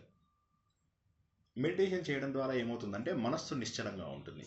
మన మనస్సు మామూలుగా పరిపరి విధాలా ఆలోచిస్తూ ఉంటుంది. ఎప్పుడైతే మన మనస్సు అన్ని రకాలుగా ఆలోచిస్తూ ఉంది అంటే, మనం రోజు మొత్తం ఆలోచిస్తూ ఉన్నాము అంటే మనం భగవంతుడికి చాలా దూరంగా ఉన్నట్టు లెక్క. అంటే కుండలిని ఏదైతే ఉందో అది ఇంకా జాగృతం కాలేదని. కుండలిని జాగృతమైంది అంటే పైకి వెళ్తున్నాం. అంటే శ్రీనివాస్ గారు, ఇప్పుడు మేము చేస్తున్న 30 ఏళ్ళ 40 ఏళ్ళ పూజలు వృధానేనా అంటే వృధానే. ఎందుకంటే అందులో మనము భగవంతుడిని పెట్టుకోకుండా చేస్తున్నటువంటి పూజలు అన్నమాట. భగవంతుడిని పెట్టుకున్నప్పుడు ఏమవుతుందంటే ఆలోచనలు తగ్గిపోతాయి, తగ్గిపోయి కుండలినిలా పైకి వెళ్తుంది. ఇప్పుడు చాలా మందిలో ఇలా ఉంటుంది, కుండలినిలా కిందికి తిరిగిపోయి ఉంటుంది వంకరగా. ఇవేవి పాపాలు పుణ్యాలు అలా అలాగే ఉంటాయి. దాన్ని ధ్యానము ద్వారా నిశ్చలంగా పెట్టుకోవడం. రోజంతా ధ్యాన ముద్రలో ఉంటూ నిశ్చలంగా పెట్టుకోవడం ద్వారా కొద్ది కొద్దిగా ఆలోచనలని నియంత్రిస్తూ వెళ్తాం. దీన్నే ధ్యాన యోగము లేదా రాజయోగము అని చెప్పేసి అంటారు. ఎవరికైనా కర్మయోగంలో కానీ రాజయోగంలో కానీ ప్రశ్నలు ఉంటే అడగండి.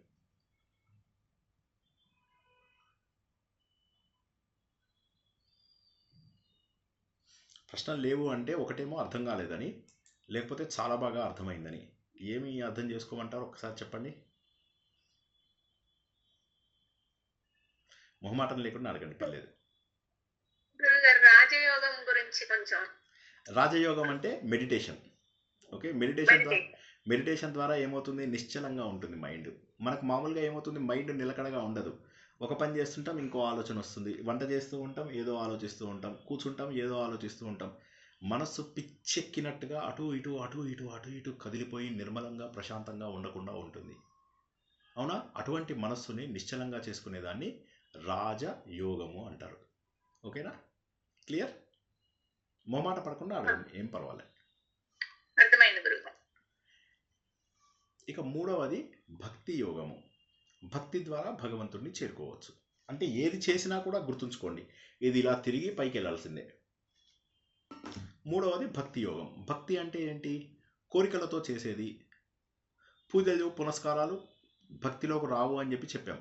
పూజలు పునస్కారాలు, నోములు, అభిషేకాలు ఇవి దేంట్లోకి వస్తాయండి? ఇందాక చెప్పాను, కర్మయోగం. మిగతా వాళ్ళకి అర్థం కాలేదా, లేకపోతే మళ్ళీ ఒకసారి చెప్పమంటారా? కర్మయోగంలోకి వస్తాయి గురువు. మిగతా వాళ్ళకి అర్థమైందా?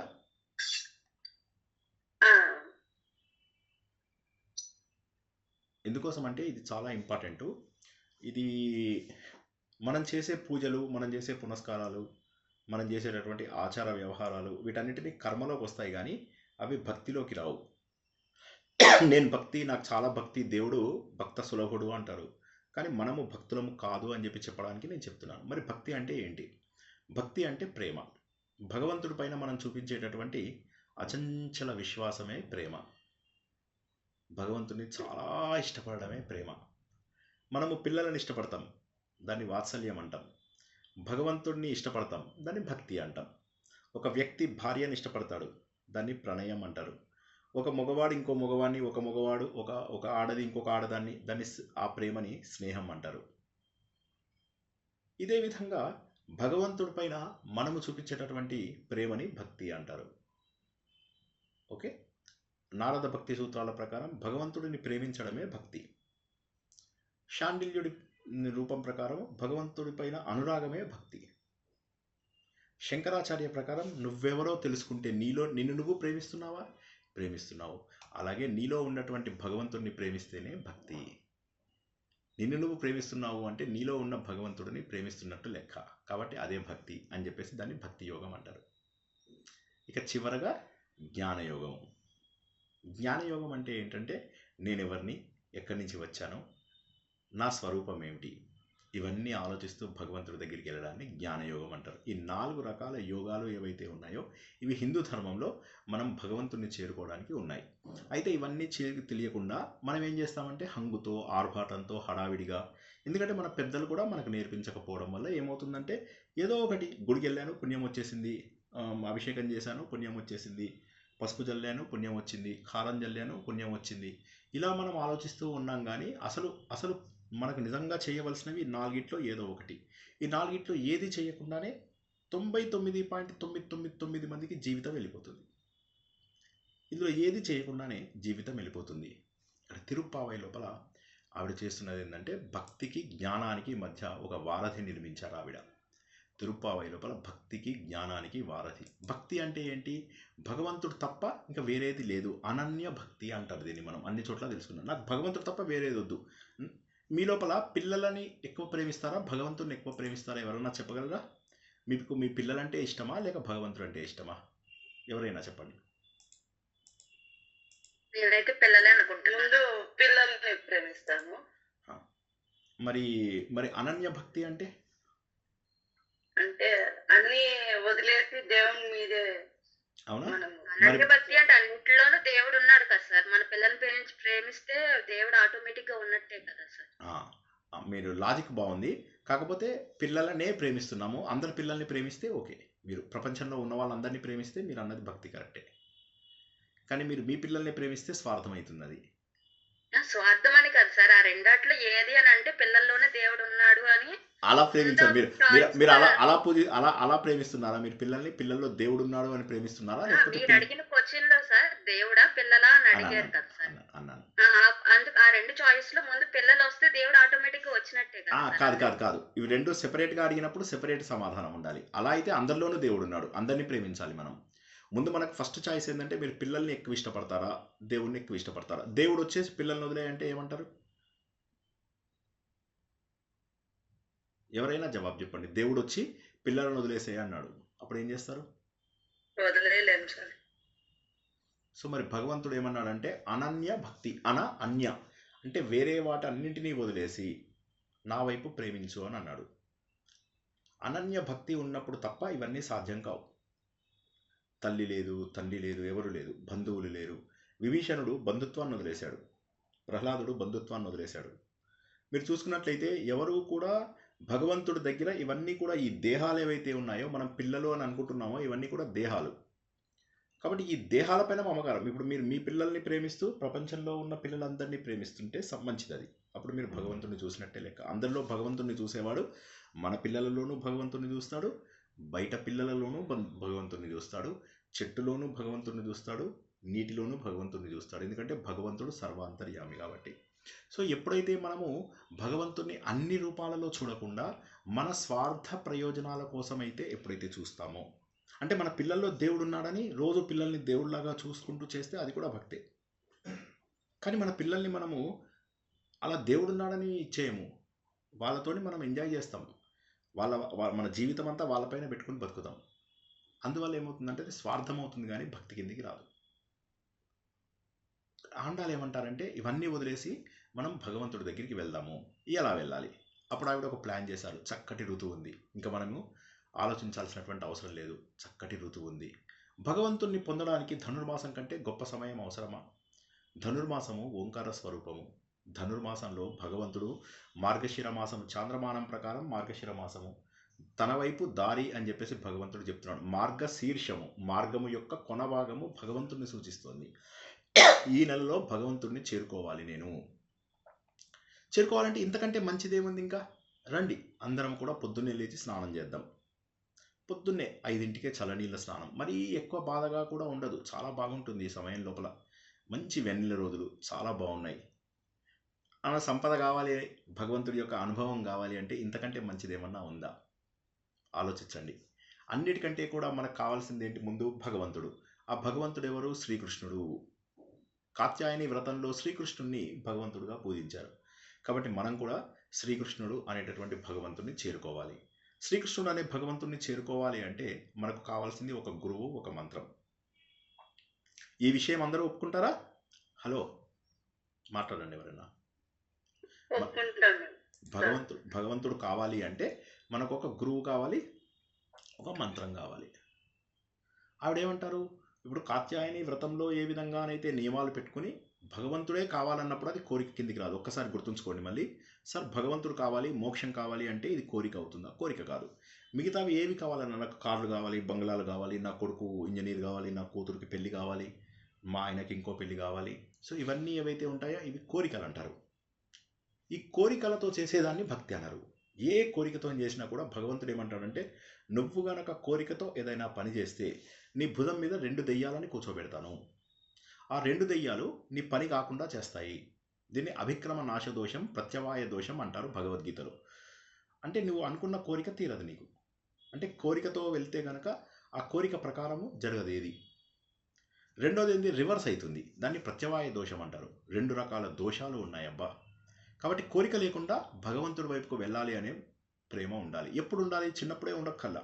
40-50 ఏళ్ళు వచ్చిన తర్వాత, కొంతవరకు బాధ్యతలు తీరిన తర్వాత మెల్లగా భగవంతుడి మార్గంలో భగవంతుడు ఎక్కడున్నాడో చూసుకుంటూ వెళ్ళాలి. ఆ భగవంతుడు ఎక్కడుంటాడో చూసుకుంటూ వెళ్దాం మనం అందరము.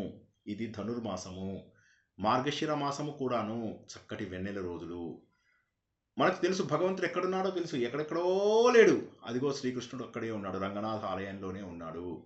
అదిగో శ్రీకృష్ణుడి రూపంలోనే ఉన్నాడు. పదండి మనం వెళ్ళేసి నందగోపుడి ఇంటికి వెళ్దాము. నందగోపుడు అంటే వీళ్ళ నాన్నగారు, శ్రీకృష్ణుడి ఫాదరు.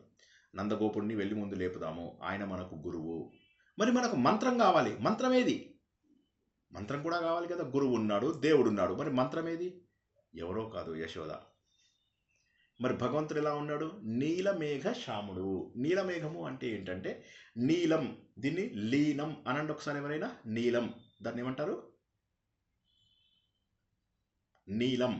ఏమనాలి దాన్ని? హలో. లీనం. లీనం అంటే అర్థం ఏంటి? అన్నింటినీ తనలో కలుపుకునేది అని. ఉదాహరణకి చాలా విశాలంగా ఉన్నటువంటిది ఏదైనా కూడా మనకు బ్లూ కలర్లో కనిపిస్తుంది, దాన్ని నీలం అంటారు. ఇలా ఒకసారి పైకి చూడండి, ఆకాశము నీలం రంగులో కనిపిస్తుంది. కింద చూడండి, సముద్రము, నీరు ఇవన్నీ కూడా నీలం రంగులో కనిపిస్తాయి. ఆ నీలమేఘ శ్యాముడు అంటే అర్థం ఏంటంటే, మేఘశ్యాముడు అంటే కృప కురిపించేటటువంటి ఆ భగవంతుడు ఎవరైతే ఉన్నాడో ఆయన తన లోపల లీనం చేసుకునేటటువంటి భగవంతుడు సిద్ధంగా ఉన్నాడు. ఋతువు శుభ్రంగా ఉంది, కోరిక మన సంకల్పం శుభ్రంగా ఉంది. అన్నీ ఉన్నాయి, గురువు ఉన్నాడు, మంత్రం ఉంది. మరి అన్నీ ఉన్నప్పుడు ఇక మనకేం ప్రాబ్లం ఏమిటి? మంచిగా పాడి పంట కూడా చక్కగా వచ్చేటటువంటి సమయము. ఓంకారం అనేటటువంటి నెల ఇది. ఈ నెల మామూలు నెలలా? ధనుస్సు ఓంకార రూపంలో ఉంటుందని గత వారం తెలుసుకున్నాం. కాబట్టి చక్కటి గురువు ఎవరైతే ఉన్నాడో వాళ్ళ నాన్నగారు, మంచి మంత్రము అన్నీ ఉన్నాయి. ఇక మనకు ఉన్నటువంటిది ఒకే ఒక కోరిక, అదేంటంటే భగవంతుడిని చేరాలి. పదండి ఆ భగవంతుడిని చేరుదాము. గుర్తించండి, ఎవ్వరూ ఇంకా బాధపడద్దు. ఈ రోజు నుంచి ఎవ్వరూ కూడా ఇక బాధపడద్దు. నా చీకటంతా తొలగిపోయింది, నాకు ఇక ఏ రకమైనటువంటి బాధ లేదు, నాకు కేవలం నియమాలు మాత్రమే, భగవంతుడి గురించి నాకు నియమాలు మాత్రమే ఉన్నాయి. అన్నీ కూడా రోజులు గడిచిపోతాయి. రోజులు గడవడానికి మనం చేయాల్సినటువంటిది ఏదీ లేదు, రోజులు అలాగే గడిచిపోతాయి. కానీ ఇప్పుడు నా జీవితంలో తెల్లవారబోతోంది. నాకు భగవంతుడి యొక్క కృప వల్ల నాకు ఒక సరైనటువంటి గురువు దొరికాడు. కాబట్టి మనం ఏం చేయాలి? దేశము, మతము, ప్రాంతము అనేటటువంటిది తీసేయండి అని ముందు ఆవిడ చెప్తోంది. ఆవిడ ఏమంటుందంటే ఇందులో ఫస్ట్ పాశురంలో ఏమంటుంది? మనకు భగవంతుడు తప్ప వేరే గోల్ లేదు. మన లైఫ్లో గోల్ ఏంటి అంటే భగవంతుడే, మన లక్ష్యం భగవంతుడే. ఇప్పుడు ఏమంటుంది? అర్హతలు చెప్తుంది. నీకు ఇవన్నీ ఆలోచిస్తున్నావు నువ్వు? నీ కులం ఏంటి, మతం ఏంటి, దేశం ఏంటి, ప్రాంతం ఏంటి, సరిహద్దులు ఇవన్నీ లేవు నీకు. మన అందరికీ ఆధారమైనటువంటి ఆ భగవంతుడు ఎవరైతే ఉన్నాడో ఆయన పాద పద్మాలని పట్టుకోవడానికి మనం అందరం వెళ్తున్నాము. కాబట్టి మనం ఏం చేద్దాము అంటే బయలుదేరదాం భగవంతుడి దగ్గరికి. మేకప్ చేసుకోకూడదు. పాలు పెరుగు అంటే ఆ రోజుల్లో పాలు పెరుగు అనేవి భోగ సాధనాలు అనేవాళ్ళు, అంటే లగ్జరీ ఐటమ్స్. ఆ లగ్జరీ ఐటమ్స్ ఇక తినము. మనము సింప్లిసిటీ మెయింటైన్ చేస్తాము. పొద్దున్నే లేచి స్నానం చేద్దాము. నాది అనేటటువంటిది లేదు. మనకు జీవితం కాదు కావాల్సింది, జీవితంలో వెలుతురు కావాలి. ఆ వెలుతురు కోసం భగవంతుడి వైపు వెళ్తాము. No makeup, nothing. కాబట్టి ఆ భగవంతుడిని మనం ఖచ్చితంగా వెతకాలి అని చెప్పేసి బయలుదేరుతున్నారు వాళ్ళు. బయలుదేరుతూ అలా భగవంతుడి దగ్గరికి వెళ్తున్నారు. ఆనందంగా ఉన్నారు, చాలా సంతోషంగా ఉన్నారు. భగవంతుడు అనేటటువంటి వాడు అన్ని కోరికలను తీరుస్తాడు. ఒక్క భగవంతుని కనుక పట్టుకుంటే మనకు ఉన్నటువంటి అన్ని కోరికలు తీరుతాయి. కాబట్టి ఆ భగవంతుని కనుక మనం ప్రార్థించినట్టయితే మనకి ఇక్కడ ఎన్నో రకాల ఇబ్బందులు వస్తాయి. ఆ ఇబ్బందులన్నీ దాటాం మనం. ఎందుకంటే ఈ మార్గశిర మాసంలో పంట చేతికి వస్తుంది. పంట చేతికి రావాలి అంటే ముందుగా మనకు అతివృష్టి రాకూడదు, అనావృష్టి రాకూడదు. అంటే వర్షం ఎక్కువ పడడము, వర్షాలు అసలు పడకుండా ఉండడం, పంటలను పాడు చేసేటటువంటి పక్షులు ఇలాంటివి ఏవి మనల్ని పాడు చేయకూడదు, కీటకాలు ఉంటాయి అవి పాడు చేయకూడదు, ఇంటికి పంట తీసుకొచ్చాము ఎలకలు వాటిని కొట్టేయకూడదు. ఇవన్నీ అయ్యాక దీన్ని తీసుకెళ్ళి రాజుకి ఇస్తాం, రాజు వీటిపైన ట్యాక్సులు వేస్తాడు. ఇంత కష్టం కాపాడుకోవడం కోసము. కాబట్టి ఇప్పుడు మనం గనక చేసినట్లయితే అందరూ సౌభాగ్యంగా ఉంటారు. ఈ వ్రతము మనం లోక కళ్యాణం కోసం చేస్తున్నాము. సర్వే జన సుఖినో భవంతు అనేటటువంటిది. కాబట్టి మన లోపల అసూయని ముందు తొలగించాలి.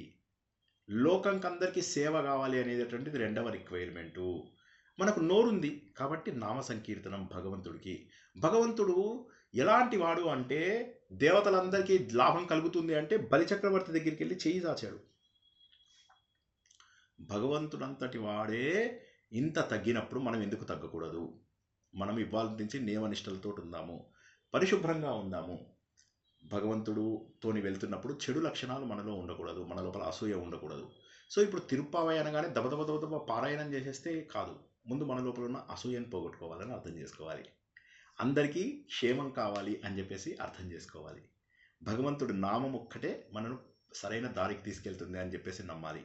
భగవంతుడి లక్షణాలను గుర్తించాలి. ఇలా చేయడం వల్లనే జనాలందరూ కూడా లాభాన్ని పొందారా లేదా? కాబట్టి ఎవరికి కూడా ఏ అరిష్టాలు కూడా రాకూడదు. వామనుడు ఇంత చిన్నగా ఉన్నవాడు ఎంత పెద్దగా అయిపోయాడు.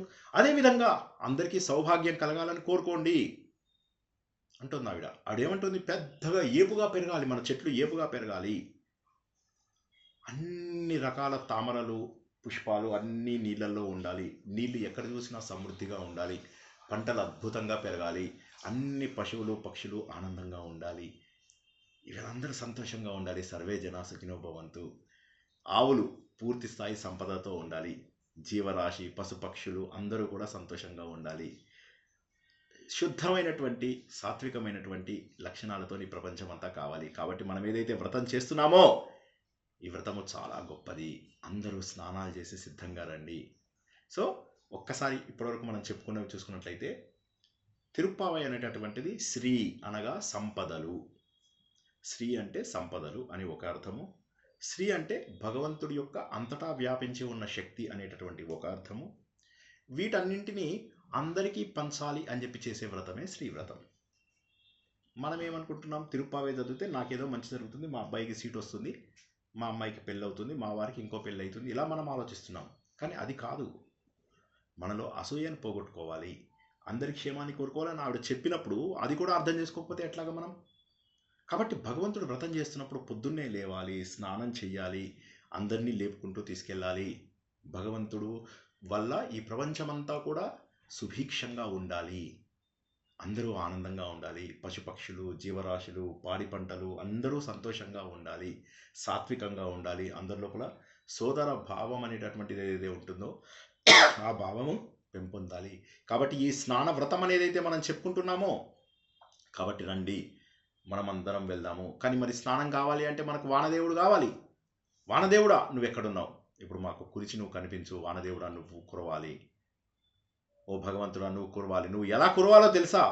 గరజు బరస్ ప్యాసి ధరతీ పర్ फिर पानी दे मोला, चिड़ियों को दाने बच्चों को गुड़धानी दे मोला, गरज बरस प्यासी धरती पर. కురువు ఈ ప్రపంచం మీద అత్యద్భుతంగా కురువు. ఎలా కురుస్తావో తెలుసా ఓ పర్జన్య దేవ, ఓ వానదేవ? మేమందరము స్నానవ్రతాన్ని స్వీకరించాం. భగవంతుడి నామం తప్ప మా నోటి దగ్గర ఏదీ లేదు. చెడు పనులు చేయము, ఎవరిపైన అసూయ ఉండము, అందరి క్షేమాన్ని కోరుకుంటాము, పాడి పంటలన్నీ అభివృద్ధి చెందాలి. కాబట్టి ఓ వానదేవ నువ్వు ఎలా ఉన్నావు తెలుసా? నల్లటి రూపం నీది, నీలమేఘ శ్యామ రూపం నీది. భగవంతుడి శంఖం ఏదైతే ఉందో ఆ శంఖ ధ్వనిలాగా నీ ఉరుము మాకు వినిపించాలి. నీ చక్రం యొక్క మెరుపు ఏదైతే ఉందో అలా ఎక్కడ చూసినా మెరుపులు రావాలి. నీ శార్గం అనేటటువంటి ఏదైతే బాణం ఉందో ఆ బాణంతో బాణ వర్షం కురుస్తుంది కదా, అలాగ మాకు బిందువుల వర్షం మా అందరి లోపల కురిపించు. చూసారా ఎంత గొప్ప మాటలంటే, భగవంతుడి యొక్క రూపాన్ని ఇక్కడ ఆమె వర్ణిస్తూ ఈ విధంగా నువ్వు రా, మా అందరిపైన కురిపించు. భగవంతుడా నువ్వు వచ్చేసేయి, మా అందరికీ కూడా నీ గర్జన చూపించు, మేఘ రూపం లోపల, వర్ష రూపం లోపల చూపించు. మేమందరము ఈ స్నానవ్రతాన్ని చాలా అద్భుతంగా మనం చేస్తాము. ఎవరైనా మేము పాపాలు చేశాము, ఇన్నేళ్ల పాటు సాధన లేదు అని బెంగపడుతున్నారా? వద్దు చెలులారా, ఫ్రెండ్స్, ఎవరు కూడా బాధపడకండి. ఎందుకంటే భగవంతుని చేరుకుంటే మనకు అమూల్యమైనటువంటి ప్రేమ వస్తుంది, మన పాపాలన్నీ తొలగిపోతాయి. కొంతమంది క్వశ్చన్ చేస్తారు ఇప్పుడు ఆమె ఫ్రెండ్స్, పాపాలన్నీ పోతాయి కదా దేవుడి దగ్గరికి వెళ్తే, కానీ దేవుడి దగ్గరికి వెళ్లకుండా ఉండాలంటే మనం పాపాలు చేయకుండా ఉండాలి కదా. బోలెడని పాపాలు చేసేసాం, ఆలయంకి వెళ్ళాము, ఎవరినో తోసాము, విఐపి దర్శనాలు చేసుకుని జనాలందరినీ బయట అమాయక జనాలందరినీ నిలబెట్టాము, స్పెషల్ దర్శనాలు చేసుకుని జనాలందరూ డబ్బు లేని వాళ్ళందరినీ బాధ పెట్టాము, ఆలయంలో మనం కాళ్ళతో ఎంతోమందిని తన్నాము, ఆలయంలో హడావిడి పడ్డాము, ఆలయం లోపల పిచ్చి మాటలు మాట్లాడుతూ చేశాము, పిచ్చి వేషాలన్నీ వేస్తూ ఇదే భక్తి అని చెప్పేసి అనుకున్నాము. ఈ తప్పులన్నీ చేసినందుకు మరి మనకేమైంది? పాపాలు ఉన్నాయేమో. మరి ఈ పాపాల వల్ల ఏమవుతుందంటే, ఈ పాపాల వల్ల మనం భగవంతుడిని చేరవేమో. నువ్వేమో చెప్తున్నావు భగవంతుడు మాయావి, అంటే మంచివాడు, చాలా గొప్ప మాయ చేశాడు, ఈ ప్రపంచమంతా మాయలో సృష్టించాడు అని చెప్తున్నావు. నువ్వు 5 నామాలు చెప్తున్నావు భగవంతుడు మాయావి అంటే ఈ ప్రపంచమంతా తన మాయతో సృష్టించినవాడు. ఇతడు మధురానగర బలశాలి అని చెప్పేసి నువ్వు ఇంకో నామం చెప్తున్నావు. మధురానగరంలో పుట్టాడు ఆయన, ఆయనకు మధురానగరం అంటే చాలా ఇష్టము, మనస్సుని హరించేటటువంటి నగరం మధురానగరం, అందులో పుట్టాడు. ఆ పేరు చెప్పమన్నావు, చెప్తాం, నువ్వు చెప్పిన పేర్లన్నీ చెప్తాం. పరిశుద్ధమైనటువంటి జలాలు ఉన్నటువంటి ఓ యమునా తీరం దగ్గర ఉన్నావు అని చెప్పావు, కరెక్టే. యమునా నదికి ఇటువైపు మధురానగర్ ఉందంటే ఇటువైపు బృందావనం ఉంది. ఎస్, ఆ యమునా నది తీరం లోపల మేము ఆ తీరం దగ్గర ఉన్నటువంటి ఓ దేవుడా అని ప్రార్థిస్తాము. ఓ నందవ్రజం యొక్క మణిదీపమా అంటాం, ఎందుకంటే ఈ నందవ్రజం ఏదైతే ఉన్నదో, ఈ వ్రజ్ భూమి బృందావనం ఏదైతే ఉందో, ఇక్కడ అందరికీ కూడా మణి దీపము రెండు కూడా ఆయననే, మణి రత్నము దీపము అన్నీ ఆయనే. మరి అటువంటి ఆయనని నువ్వు చెప్పినట్టుగా పూజిస్తాము. ఎస్, మంచిగా చెప్పావు, 4 నామాలు చెప్పావు. చివరిగా అంటున్నావు తల్లి కడుపు లోపల ప్రకాశం ఇచ్చేటటువంటి ఓ దామోదర. దామోదర అంటే కడుపుకు తాడు కట్టుకున్నవాడని ఒక అర్థము, లోకాలన్నీ తన కడుపులో దాచుకున్నాడని ఒక అర్థం. ఇలా 5 నామాలు. ఒక రకంగా మాయావి అంటున్నావు, ఇంకో రకంగా మధురాధిపతి అంటున్నావు, ఇంకో రకంగా యమునా జలాల యొక్క పరిశుద్ధత గురించి మాట్లాడుతున్నావు, ఇంకోసారి నందవ్రజాన్ని యొక్క మణిద్వీపం అంటున్నావు, ఇంకొకసారి చివరిగా నువ్వేమంటున్నావు అంటే తల్లి గర్భానికి ప్రకాశవంతం తెచ్చినటువంటి ఓ దామోదరుడా అని 5 నామాలు మేము చదువుతాం, మాకేం ప్రాబ్లం లేదు. కాకపోతే మేమందరం పాపాలు చేశాం కదా, స్వామిని చేరితేనే కదా ప్రేమ వచ్చేది. కానీ మనం చేరలేమేమో. ఆండాలంటుంది తప్పు. ఇప్పటి వరకు జరిగిపోయినవి జరిగిపోయాయి, గతం గతః. కానీ మనకు కావాల్సింది ఏంటంటే ఒక నామం చాలు. నేను మీకు 5 నామాలు ఇస్తాను, 5 నామాలు ఇస్తాను. ఇక మీరు అటువంటి డౌట్స్ ఉండకూడదు. ఈ నామములే ఎంతోమందిని కాపాడాయి. పూర్తి నమ్మకంతో ఆయనని గనక మనము భగవంతుడిపైన పూర్తి విశ్వాసంతో ఆయనని మన దృష్టిలో పెట్టుకుని ఆయనని మన హృదయంలోకి స్వీకరించి ఆయనని గనక మనం ప్రేమించినట్లయితే మన పాపాలన్నీ కూడా ఒక అగ్గిపుల్ల గీసి ఇట్లా దూది లోపలేస్తే ఎట్లా కాలిపోతాయి, అలా కాలిపోతాయి. అటువంటి భగవంతుని పూజించడానికి మీరు ఎందుకు వెనకాడుతున్నారు? నేను ఇస్తున్నాను, మీకు నామములు ఇస్తున్నాను, పదండి. వాళ్ళంటారు నువ్వు చెప్పింది కరెక్టే, కానీ ఆయన దశరథుడు బాగా అడ్వర్టైజ్ చేశాడు కొడుకుకి పట్టాభిషేకం చేస్తానని, మరి అది జరగలేదు కదా సరిగా, ఏం చేద్దాం అంటే అప్పుడు అంటారు కాదు, మంచి పనులకు ఆటంకం ఎక్కువ, నిజమే. ఇంకొక ఆమె ఉంటుంది, మరి ఒక తుమ్మెద ఒక కొలం లోపల ఒక పద్మంలోకి వచ్చి ఆ పద్మంలో ఉన్నటువంటి దాన్ని తీసుకుంటుంది. ఇంతలోకే పద్మము సూర్యుడు వెళ్ళిపోగానే ముడుచుకుపోతుంది, లోపల ఉండిపోయింది. ఇప్పుడు తుమ్మెద సూర్యోదయం కాగానే విచ్చుకుంటుందిలే, అప్పుడు వెళ్ళిపోదాం అనుకుంటుంది. సూర్యోదయం అయ్యి విచ్చుకుని వెళ్ళిపోయే సమయంలో ఏనుగు వచ్చి తినేసింది. అలా అయిపోతుందా మన బతుకు? మన గతి కూడా అంతేనేమో. నువ్వు చెప్పిందంతా కరెక్టే అంటే అప్పుడు ఆమె ఏమంటుందంటే భగవంతుడివి 5 రూపాలు ఉన్నాయి. ఆ 5 రూపాలు మనం తెలుసుకున్నటువంటివి గత వారం తెలుసుకున్నవి. విగ్రహ రూపం, యంత్ర రూపం, మంత్ర రూపం, అంతర్యామి రూపము, పరారూపము. ఇందులోపల ఇప్పుడు విగ్రహ రూపంలో ఈ 4 మనము ముందు పాశురాలలో తెలుసుకున్నాము. ఇప్పుడు ఈ 5వ దాంట్లోపల మనము భగవంతుడి యొక్క రూపాన్ని గుర్తిద్దాము. రూపం ఎక్కడి నుంచి వస్తుంది? అదిగో మధురాధిపతి ఎవరైతే ఉన్నాడో ఆయన రూపమే. అదిగో ఎక్కడైతే మనకు యమునా నది దగ్గర తిరుగుతున్నాడో పిల్లాడిలాగా ఆయన. అదిగో ఈ ప్రపంచమంతా మాయలో పెట్టి మన ముందు పరిగెడుతూ వెళ్తున్నాడు, అతడే శ్రీకృష్ణుడు. అదిగో తల్లికి దాడు కట్టించుకున్నాడు కదా అతను. అంటే రూపం చూపిస్తున్నారు ఇప్పుడు, భగవంతుడి యొక్క రూపం చూపిస్తూ. అటువంటి రూపం ఉన్నటువంటి ఆ మహాత్ముని నువ్వు ఎందుకు పూజించవు? ఇది ట్రాన్సిషన్. ఏంటంటే భగవంతుడికి రూపం లేని తత్వం నుంచి వైష్ణవులలో ఏంటంటే రూపం ఉన్న తత్వంకి తీసుకొస్తారు. ఒకసారి మళ్ళీ అర్థం చేయిస్తాను, కొద్దిగా జాగ్రత్తగా అర్థం చేసుకోండి. అసలు భగవంతుడికి రూపం లేదు, కానీ మనకు అందుబాటులో ఉండాలంటే ఒక రూపం కావాలి కదా. విగ్రహము, యంత్రము, మంత్రము, అంతర్యామి, నిరాకారం. దేవుడికి రూపం లేదు, కానీ మనము ఇది చేయడం కష్టము. భగవద్గీతలో కూడా అదే తెలుసుకున్నాం. క్లేశోదిక తరస్తేషాం అవ్యక్తాసక్త చేసాం. సో చాలా కష్టం రూపం లేకుండా భగవంతుడిని పూజించడం. కాబట్టి రూపం కావాలి. వీళ్ళందరూ సనుగుతూ ఉంటే అప్పుడు ఆ మంది మీకు ఎందుకు ఒక రూపం ఇస్తాను, నేను 5 నామాలు ఇస్తున్నాను. ఈ 5 నామాలు తీసుకుని అందరి ఇళ్ళకి వెళ్ళి, ఇప్పటి వరకు మనం చూసాం అందరూ లేచి వచ్చేసారు మన వెనకాల. రాని వాళ్ళు కేవలం 10 మంది మాత్రమే రాలేదు. ఆ 10 మంది ఎవరో మనం చూద్దాం. ఆ 10 మందిని నిద్ర లేపుదాం. ఈ రూపమా, రూపం లేకపోవడమా? భగవంతుడికి రూపం కావాలా, రూపం లేకుండా ఉండాలా? ఆ విషయాన్ని మనం తెలుసుకుందాము. కాబట్టి ఇక మీరు బెంగపడకండి నా ఫ్రెండ్స్, మీరెవరు కూడా బెంగపడకండి. మనకు ఫస్ట్ టార్గెట్ భగవంతుడిని చేరుకోవాలి. భగవంతుడు అందమైన రూపం చేరుకోవాలి. ఆయన ఇల్లు ఇక్కడ దగ్గరలో ఉంది. మళ్ళీ తెల్లవారితే ఆయన వెళ్ళిపోతాడు. కాబట్టి నైట్ వెళ్ళిపోయి డోర్ కొట్టి ఆయనను కలుద్దాం ముందు, శ్రీకృష్ణ పరమాత్మని. నెంబర్ 1. అందులోనే ఉన్నదేంటి? గురువేమో వాళ్ళ నాన్నగారు, మంత్రమేమో వాళ్ళ అమ్మగారు. సరైన వాతావరణం, అన్నీ సరిగ్గా ఉన్నాయి. శుభ్రంగా స్నానం చేసి వెళ్దాం. నియమాలు, ఎవరిపైన అసూయ పెట్టుకోకుండా లోక కళ్యాణం కోసము మనం చేద్దాము. 4వది, ముందు వర్షదేవుడిని పూజిద్దాం. ఓ వర్షదేవుడా, అందరినీ ఆనందంగా పెట్టు, లోక కళ్యాణం చెయ్యని అందరి కోసము ప్రార్థిద్దాం. చివరిగా 5వది, భగవంతుడి రూపాన్ని మనం ప్రార్థిద్దాం. ఇప్పుడు అనగానే వీళ్ళందరికీ మెల్లమెల్లగా step by step process explain చేస్తుంది.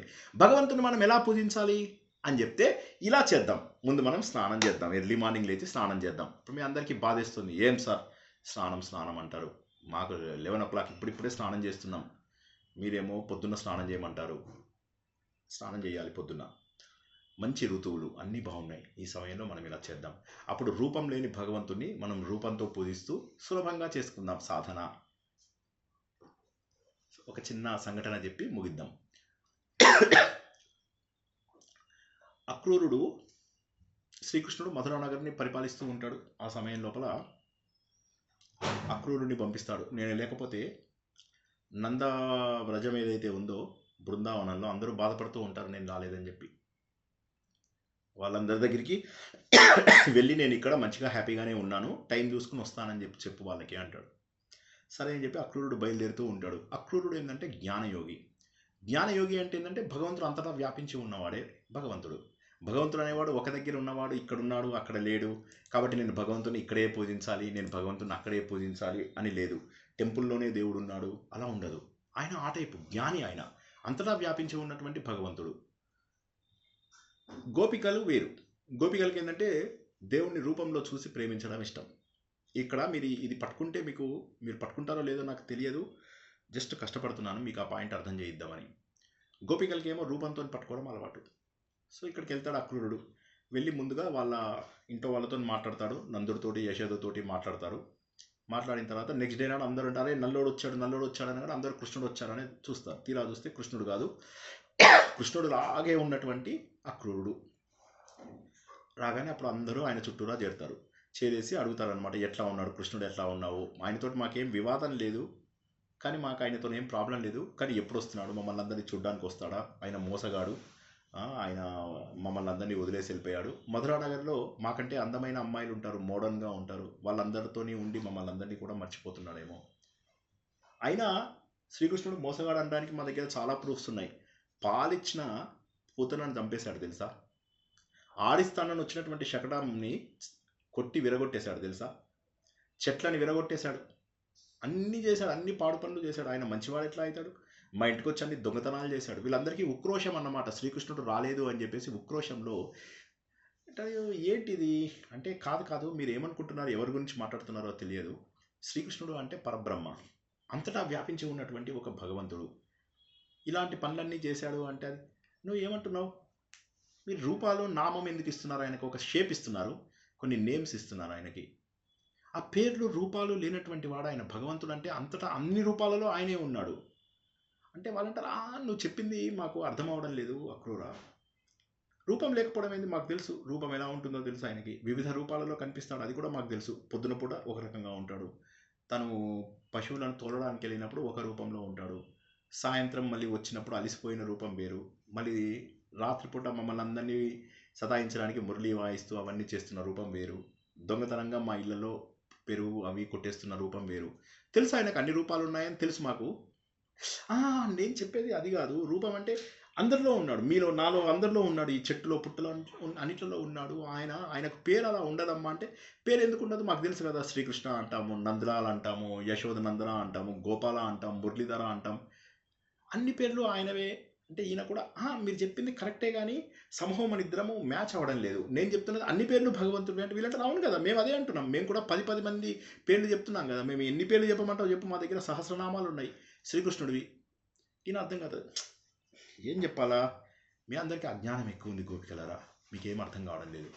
ఇలా చెప్తున్నటువంటి రూపాలు ఏవి లేవు ఆయనకి. అంటే నువ్వు ఎవరి గురించి చెప్తున్నావు? మా కృష్ణుడి గురించి కాదా?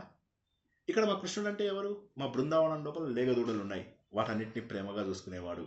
యమునా తీరం ఉంది, యమునా తీరం లోపల మాతోని విహరించినటువంటి కృష్ణుడు కాదా? ఈ గోవులు ఉన్నాయి, గోవులన్నీ కూడా ప్రేమించేటటువంటి కృష్ణుడు కాదా? వెన్నెముద్దలన్నీ తిన్నటువంటి కృష్ణుడు కాదా? నువ్వు ఎవరి గురించి మాట్లాడుతున్నావు? మీ కృష్ణుడు మా కృష్ణుడు డిఫరెంటా? జన్మ కర్మ లేదు అని చెప్పేసి అంటున్నావు కదా భగవంతుడికి. మరి అలాంటప్పుడు యశోదకు పుట్టింది ఎవరు? దేవికి పుట్టింది ఎవరు? సరే మేము చూడలేదు ఆయన బర్త్, మరి వసుదేవుడు అయితే చూశాడు కదా. కాబట్టి దేవుడికి బర్త్ లేదని నువ్వు ఎలా చెప్తావు? జన్మ లేదు అని నువ్వు ఎలా చెప్పగలుగుతావు? పోనీ ఆయన పెరగడము back by 6. Take care, bye నాన్న. సో కాబట్టి ఆయనకి జన్మలు లేవంటావేంది? తర్వాత పుట్టి పెరగడం లేదని ఎలా అంటావు నువ్వు? పుట్టి పెరిగాడు ఆయన పుట్టడము వాళ్ళ నాన్నగారు చూశారు, పెరగడం మేము అందరం చూసాం. ఎలా నువ్వు లేదని చెప్తావు? ఆయన అంటాడు, అది కాక మా ఇంటికి వచ్చావు, కాళ్ళు చేతులు లేవు, కరచరణాలు లేవు అంటావు. ఎందుకు లేడు? మా ఇంటికి పరిగెత్తుకుంటూ వచ్చాడు, మా ఇంట్లో వెన్న కొట్టేశాడు, మా ఇంట్లోపల ఒకళ్ళ మూతి నుంచి ఇంకొకళ్ళ మూతికి తినకుండానే వేరే వాళ్ళ మూతులకు రాసేశాడు, అత్త కోడళ్ళ మధ్య గొడవలు పెట్టాడు, మాయగాడు. నోరే లేదా? నోరు లేకపోతే ఇంత పెరిగి ఎవడు కొట్టేశారు? అన్ని కుండలు పగలగొట్టిన కృష్ణుడు కాదా? నువ్వు అనుకుంటావు వాళ్ళ అమ్మ రోగలిగేసి కట్టేసింది తెలుసా కృష్ణుడిని అని. ఇవి నువ్వు నువ్వు చెప్తున్నది ఏంటంటే ఈ పండ్లకన్నిటికీ అతీతుడు భగవంతుడు అంటున్నావు. కానీ మేము చూసాం కదా ఆయనని, మాతో ఆడాడు, మా ఇళ్లల్లో ఉన్నాడు, మాతో పాడి తిరుగుతూ ఉన్నాడు, ఇంట్లో బయట అన్ని చోట్ల కూడా ఆయన కనిపిస్తున్నాడు మాకు అని ఆయన అంటాడు. మీకు గోపికలరా, మీకు ఆయన నామస్మరణం మంచిదే, మీరు అలా చేస్తే మంచిదే. కాకపోతే మీరు చూస్తున్నది ఏంటంటే ఆయన నెమలి పింఛాన్ని చూస్తున్నారు, ఆయన బ్లూ కలర్ శరీరాన్ని చూస్తున్నారు, అది. కానీ దేవుడు అది కాదు, అంతటా నిజమే అంతటా వ్యాపించాడు. ఇగో నేను కళ్ళు ఇవాళ పొద్దున పాలు పిండడానికి చూశాను, అక్కడ శ్రీకృష్ణుడు కనిపించాడు నాకు. ఇగో పొద్దున నేను ఆవుల్ని బయటకి మేతకు పంపిస్తున్నాను, నాకు శ్రీకృష్ణుడు కనిపించాడు. తర్వాత శ్రీకృష్ణుడు వెళ్ళిపోయిన తర్వాత ఇంటి పనులు చేసుకుంటున్నాము, అన్ని చోట్ల శ్రీకృష్ణుడే కనిపిస్తున్నాడు మాకు. భగవంతుడు అన్ని చోట్ల ఉన్నాడన్న నువ్వన్న మాట కరెక్టే, అది మాకు కూడా ఫీల్ అవుతున్నాం. సో ఈయన కన్ఫ్యూజ్ అయిపోతున్నాడు. ఇప్పుడు పాపం ఏంటంటే ఈయనేమో వాళ్ళకి చక్కటి బుద్ధిలో చెప్దామని చూస్తున్నాడు, వాళ్ళేమో ఈయన చెప్పినవన్నీ ఒప్పుకుంటున్నారు, కానీ వాళ్ళు రూపం ఇచ్చి చెప్తున్నారు. ఈయనేమో రూపం లేనటువంటి భగవంతుడు, దేవుడికి పేరు రూపాలు ఇవేమీ ఉండవు, సర్వత్రా వ్యాప్తి చెందినటువంటి వ్యక్తే భగవంతుడు, దేవుడికి రూపం లేదు, నిరాకారుడు భగవంతుడు. వీళ్ళందరూ ఏమంటారు, సాకారుడు, భగవంతుడికి ఒక రూపం ఉంది అని చెప్పేసి వీళ్ళందరూ తెలుసుకుంటున్నారు. సో అప్పుడు ఈయన ప్రశాంతంగా సరే వాళ్ళందరికీ చెప్పేసి వెళ్ళిపోతాడు. వెళ్ళిపోతూ దారి లోపల తను అనుకుంటాడు అన్నమాట, దేవుణ్ణి రూపంతో కూడా పూజించవచ్చు అని చెప్పి ఆయన రియలైజ్ అవుతాడు. గోపికలందరూ ఆలోచిస్తారు, ఇన్ని రోజులు మేము భగవంతుని రూపంతో పూజించాం, ఆయన మా దగ్గర లేడు అని చెప్పి బాధపడ్డాం. ఇప్పుడు అర్థమైంది భగవంతుడు అన్ని చోట్ల ఉన్నాడు. ఈ కదిలేటటువంటి గాలి ఏదైతే ఉందో అది శ్రీకృష్ణ పరమాత్మనే. ఈ యమునా నది యొక్క హోర్ ఏదైతే ఉందో అది శ్రీకృష్ణుడే. ఈ నీళ్ళలో ఉన్న రుచి ఏదైతే ఉందో అది శ్రీకృష్ణుడే. ఈ పుష్పంలో ఉన్నటువంటి గంధం ఏదైతే ఉందో అది శ్రీకృష్ణుడే. ఈ కురిసే వర్షం ఏదైతే ఉందే అదే శ్రీకృష్ణుడే. కాబట్టి మేము శ్రీకృష్ణుని కేవలము బ్లూ కలర్లో ఉన్నటువంటి శ్రీకృష్ణుడు, నెమలి పింఛం పెట్టుకున్నటువంటి శ్రీకృష్ణుని అనుకుంటున్నాము, కానీ భగవంతుడు సర్వత్రా ఉన్నాడన్న విషయం మాకు తెలిసింది. రూపం లేని వాళ్ళకి రూపంతో పూజించే వాళ్ళకి రూపం లేనటువంటి తత్వాన్ని తెలియజేసేటువంటి ఈ కథని ఈవిడ చాలా బాగా అర్థం చేసుకుంటుంది.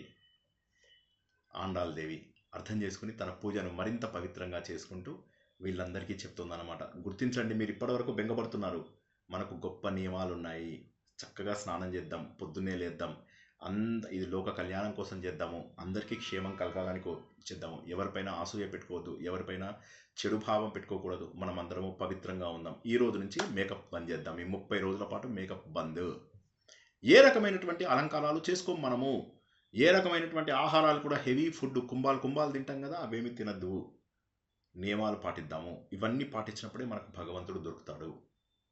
మరి ఎలా దొరుకుతాడు, మేము పాపాలు చేశాము, మేము పాపులము, మేము పాత కుండలము, దేవుడు ఉత్తముండు ఇలా అంటే కుదరదు. దేవుడు మన ప్రేమని మాత్రమే చూస్తాడు. నువ్వు పాతకుడవి కాదు, నువ్వు పాపివి కాదు. ఒకసారి భగవంతుడి నామాన్ని కనుక నువ్వు మనస్ఫూర్తిగా అంటే నీ పాపాలన్నీ దూది పింజ కనుక అగ్గితో కాలిపోయినట్టుగా కాలిపోతాయి. అటువంటి భగవంతుణ్ణి మనం చూడబోతున్నాము. నందగోపుడి ఇంటికి వెళ్తున్నాము అందరము. పొద్దునైతే మళ్ళీ వెళ్ళిపోతాడు ఆయన. మనం ఈ బ్రాహ్మీ కాలంలోనే వెళ్ళి తలుపు కొట్టి లేపుదాము. వాళ్ళ నాన్నగారే గురువు, వాళ్ళ అమ్మగారే మంత్రమైనటువంటి ఆ మహోన్నతమైనటువంటి శక్తిని మనం చూద్దాము. పదండి చెల్లులారా, అందరము బయలుదేరదాము. మీకు 5 నామాలు ఇచ్చాను, 5 నామాలు చేసుకుంటూ వెళ్దాము అని వాళ్ళు నగర సంకీర్తన చేసుకుంటూ వెళ్తారు. చూస్తే లక్షల మంది వస్తారు, ఒక 10 మంది మాత్రం రారు. అయ్యయ్యో 10 మంది మిస్ అయిపోయారు. ఎవరిని మిస్ చేయకూడదు. పదండి ఆ 10 మంది ఇళ్ళకెళ్ళి 10 మందిని లేపుదాం. ఆ 10 మంది ఎవరో తెలుసా? మన శరీరం లోపల పంచభూతాలు ఉంటాయి. ఆ పంచభూతాలు మనస్సు, బుద్ధి, చిత్తం 8. చివరికి జీవుడు, 10వది పరమాత్మ. ఈ 10 రూపాలని తర్వాత మనము ఒక్కొక్క అమ్మాయి రూపంలో తెలుసుకుంటాం. ఇవన్నీ లేపి వీళ్ళు ఏం చేస్తారు, ఒక్కొక్క అమ్మాయి ఇంటికి వెళ్తారు. వెళ్ళి ఈ అమ్మాయి నువ్వు బద్ధకంతో పడుకున్నావని ఒక అమ్మాయిని అంటారు, నువ్వు డబ్బున్న అమ్మాయివి అని ఒక అమ్మాయిని అంటారు, నువ్వు మా లీడర్వి, నువ్వు పడుకుంటే ఎలాగా అని ఒక అమ్మాయి దగ్గరికి వెళ్తారు. ఇలా అందరు అమ్మాయిలను జాగృతం చేయడం ఏదైతే ఉందో అది వచ్చే వారము మనకు అరగంటలో అయిపోతుంది. మరొక అరగంటలో వారి యొక్క ప్రయాణం, నందగోపుడి ఇంటికి వారు చేసేటటువంటి ప్రయాణం వచ్చే వారం అవుతుంది. ఆ వచ్చే వారము వీరంతా కూడా భగవంతుడితో ఎలా ఐక్యమైపోయారు అనేటటువంటిది తెలుసుకుంటాము. ఆత్మసుఖము వీడి నీ ఆట కొరకు పాత్ర పోషణ చేసితి సూత్రధారి, విశ్రమించద నీ పాదం ఆశ్రయించి పరమ కరుణాంతరంగా శ్రీ పాండురంగ. జై శ్రీకృష్ణ. ఇప్పుడు ఏ ప్రశ్న ఉన్నా, ఏ భావం ఉన్నా చెప్పండి. అర్థమైందా?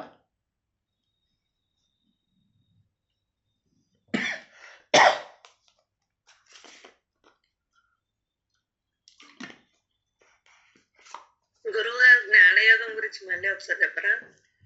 జ్ఞానయోగము అంటే ఏంటంటే, నాలో ఉన్న భగవంతుడే ప్రపంచమంతా వ్యాపించి ఉన్నటువంటి వాడు, నాలో ఉన్న ఆత్మ, జీవాత్మనే పరమాత్మ అని చెప్పి తెలుసుకోవడమే జ్ఞానం. అంటే ఎలా తెలుస్తుంది? ఆ జ్ఞానం ఎక్కడి నుంచి వస్తుంది? ఆలోచించగా ఆలోచించగా వస్తుంది. నేను ఎందుకు పుడుతున్నాను, ఎందుకు జన్మలెత్తుతున్నాను, నాలో ఉన్న భగవంతుడే బయట అంతా ఉన్నప్పుడు నాకు ఆ విషయం ఎందుకు తెలియడం లేదు, ఎందుకు ఈ ప్రకృతి నా మీద ఉన్నటువంటి మాయను నేను దాటలేకుండా ఉన్నాను, కాబట్టి నాకు దేవుడికి ఏ రకమైనటువంటి తేడా లేదు అని చెప్పి తెలుసుకోవడమే జ్ఞానయోగము. మీకు ఒక చిన్న ఉదాహరణ చెప్తాను, బాగా పట్టుకోగలుగుతారు. ఒక సముద్రంలో ఒక అల ఇలా లేచిందిట, లేచి ఇలా చూస్తే పెద్దగా సముద్రం కనిపిస్తుంది. అప్పుడు అలా అనుకుందిట, నేను వేరు ఈ సముద్రం వేరు, అంటే నేను వేరు దేవుడు వేరు అనే భావన అన్నమాట. నేను వేరు ఈ సముద్రం వేరు, సముద్రం చాలా పెద్దది, నేను చాలా చిన్న. సముద్రము ఎప్పుడూ ఉంటుంది, నేను అలా కాదు, ఇలా ఎగిరి పడిపోతా, నాకు పెద్ద శక్తి లేదు, నేను శక్తిహీనురాల్ని, సముద్రము శక్తి ఉన్నది అని ఆలోచించింది. దీనిని ఏమంటారంటే ద్వైత భావము అంటారు. అంటే జ్ఞాన మార్గానికి అపోజిట్ అనమాట. అంటే నేను వేరు దేవుడు వేరు అని, అంటే అలా అనుకుంటుంది, నేను వేరు సముద్రం వేరు అనుకుంటుంది. ఇది మొదటి పద్ధతి. కొద్దిసేపు అయిన తర్వాత అలా ఆలోచించడం మొదలెట్టి నాలో నేను ఎక్కడున్నాను, సముద్రంలోనే ఉన్నాను. అంటే నేను ఎక్కడున్నాను, దేవుళ్ళలోనే ఉన్నాను. నేను లేచినా పడిపోయినా దేవుడు సముద్రంలోనే పడిపోతున్నాను. అంటే నేను సముద్రానికి వేరుగా లేను, సముద్రంలోనే ఒక చిన్న భాగంగా ఉన్నాను. అంటే ప్రపంచమంతా దేవుడైతే అందులో నేను ఒక బిందువులాగా ఉన్నాను. దీన్ని విశిష్ట అద్వైతం అంటారు. మూడవ దాన్ని అద్వైతం లేదా జ్ఞానం అంటారు. అదేంటో తెలుసుకుందాం.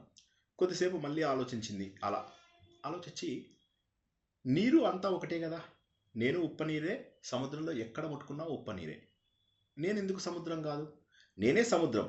ఎవడన్నా చూడ్డానికి వచ్చి ఇక్కడ అలా ఉంది, ఇక్కడ సముద్రం ఉంది అంటాడా? నన్ను కూడా చూసి ఇది కూడా సముద్రం అని అంటాడు. కాబట్టి నాకు సముద్రానికి తేడా లేదు, అంటే నేనే ఆ సముద్రాన్ని అని అలా సంతోషపడిపోయిందా. ఇక నాకే బెంగ లేదు, నేను ఎన్నిసార్లు అలల రూపంలో అయినా ఏమైనా నాకు ఇంకేం బెంగ లేదు, ఎందుకంటే నేను సముద్రాన్ని, అంటే నేను భగవంతుడిని. నా లోపల ఉన్న చైతన్యము ఆ భగవంతుడిలో ఉన్న చైతన్యము ఒక్కటే.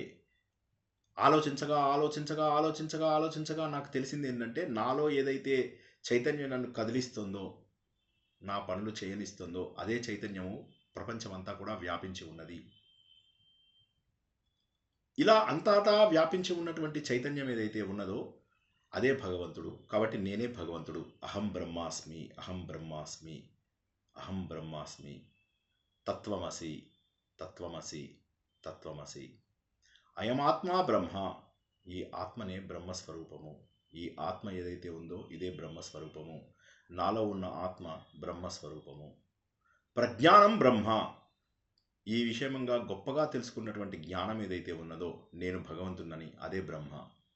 నాకు జ్ఞానం వచ్చిన రోజే నేను భగవంతుడిలో కలిసిపోతాను. ప్రజ్ఞానం బ్రహ్మ, ప్రజ్ఞానం బ్రహ్మ, ప్రజ్ఞానం బ్రహ్మ. ఈ నాలుగు చెప్పేది ఒకటే మాట, ఏంటంటే మనమందరము కూడా భగవంతుడి స్వరూపులమై ఉన్నాము అని చెప్పేదాన్ని మనకు ఈ నాలుగు కూడా తెలియజేస్తున్నాయి అన్నమాట. దీనినే జ్ఞానయోగం అంటారు. కేవలం ఇది ఆలోచించే వాళ్ళ కోసమని జ్ఞానయోగం.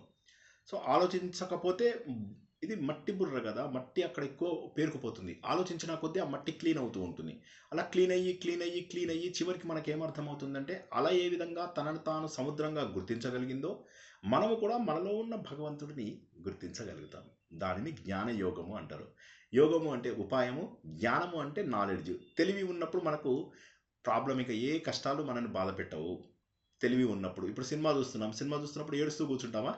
లేదు. మనకు తెలుసు మనం ఈ సినిమా కాదు అని చెప్పి. సినిమాలో ఉన్నప్పుడు చూసినంతసేపు కొద్దిగా ఏడుస్తూ ఉంటాం. కానీ సినిమానే మన జీవితం కాదు అని తెలిసినప్పుడు మనము సత్యం.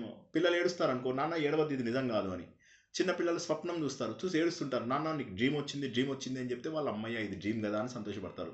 సత్యం తెలుసుకున్నప్పుడు సంతోషమే సంతోషము. సత్యం తెలుసుకున్నప్పుడు బాధ ఉండదు. ఆ సత్యంనే జ్ఞానం అంటారు. సత్యం, జ్ఞానం, అనంతం బ్రహ్మ, అదే జ్ఞానం.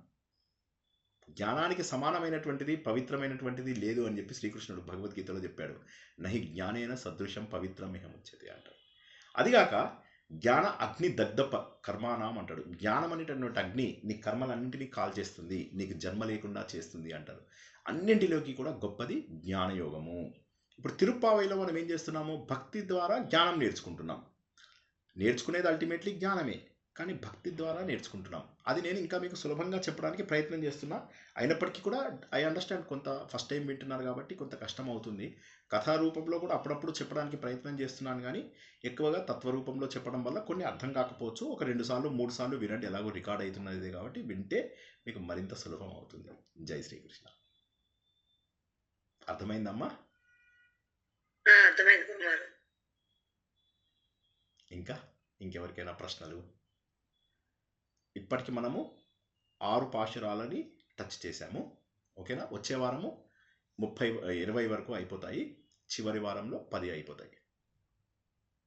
మనం వీటిని ఉదాహరణల ద్వారా తెలుసుకున్నాము. శ్రీకృష్ణుడి జన్మలో జరిగినటువంటి అక్రూర ఇది రాసలీల, తర్వాత గోపిక గీతలు, వీటి ద్వారా మనము వాటిని క్లుప్తంగా నేర్చుకున్నాము. కాత్యాయని వ్రతం అంటే ఏంటి, ఆండాల్ ఎవరు, ఆమె యొక్క జీవిత చరిత్ర ఏంటి, ఆమె ఎందుకు ఈ వ్రతాన్ని ప్రారంభించింది, ఈ వ్రతం ప్రారంభించడం ద్వారా ఏ విధమైనటువంటి ఆడంబరాలు మనకు ఉండకూడదని, ఏ విధమైనటువంటి అహంకారము హంగు మనకు ఉండకూడదని, భగవంతుడు తప్ప వేరే లక్ష్యం మనకు జీవితంలో ఉండకూడదని తెలియజేసి తన ప్రయాణాన్ని కొనసాగిస్తూ నిద్రపోయిన వాళ్ళందరినీ ఇప్పుడు లేపాలి, అజ్ఞానంలో ఉన్న వాళ్ళందరినీ లేపాలి అనేటటువంటి మహోన్నతమైనటువంటి ఆశయంతో ఆవిడ ముందుకు కదులుతుంది.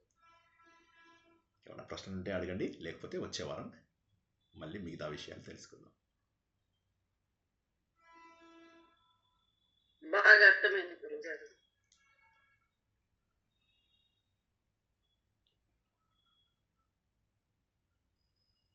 ఇంకెవరికేం ప్రశ్నలు లేవా? వండర్ఫుల్.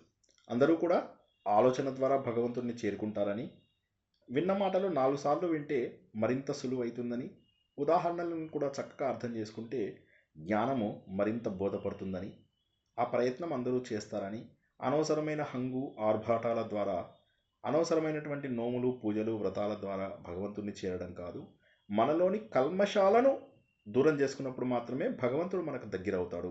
మనలో ఉన్నటువంటి సాత్విక లక్షణాలని పెంపొందించుకున్నప్పుడు మాత్రమే భగవంతుడు దగ్గర అవుతాడు. అందరూ ఈ సత్యాన్ని తెలుసుకుంటారని ఆశిస్తూ ఈరోజు ప్రవచనాన్ని ముగిస్తున్నాము. పునర్దర్శనం వచ్చేవారం. అంతవరకు కూడా అందరికీ శుభం కలుగుగాక. శుభం భూయాత్. జై శ్రీకృష్ణ. జై కృష్ణ.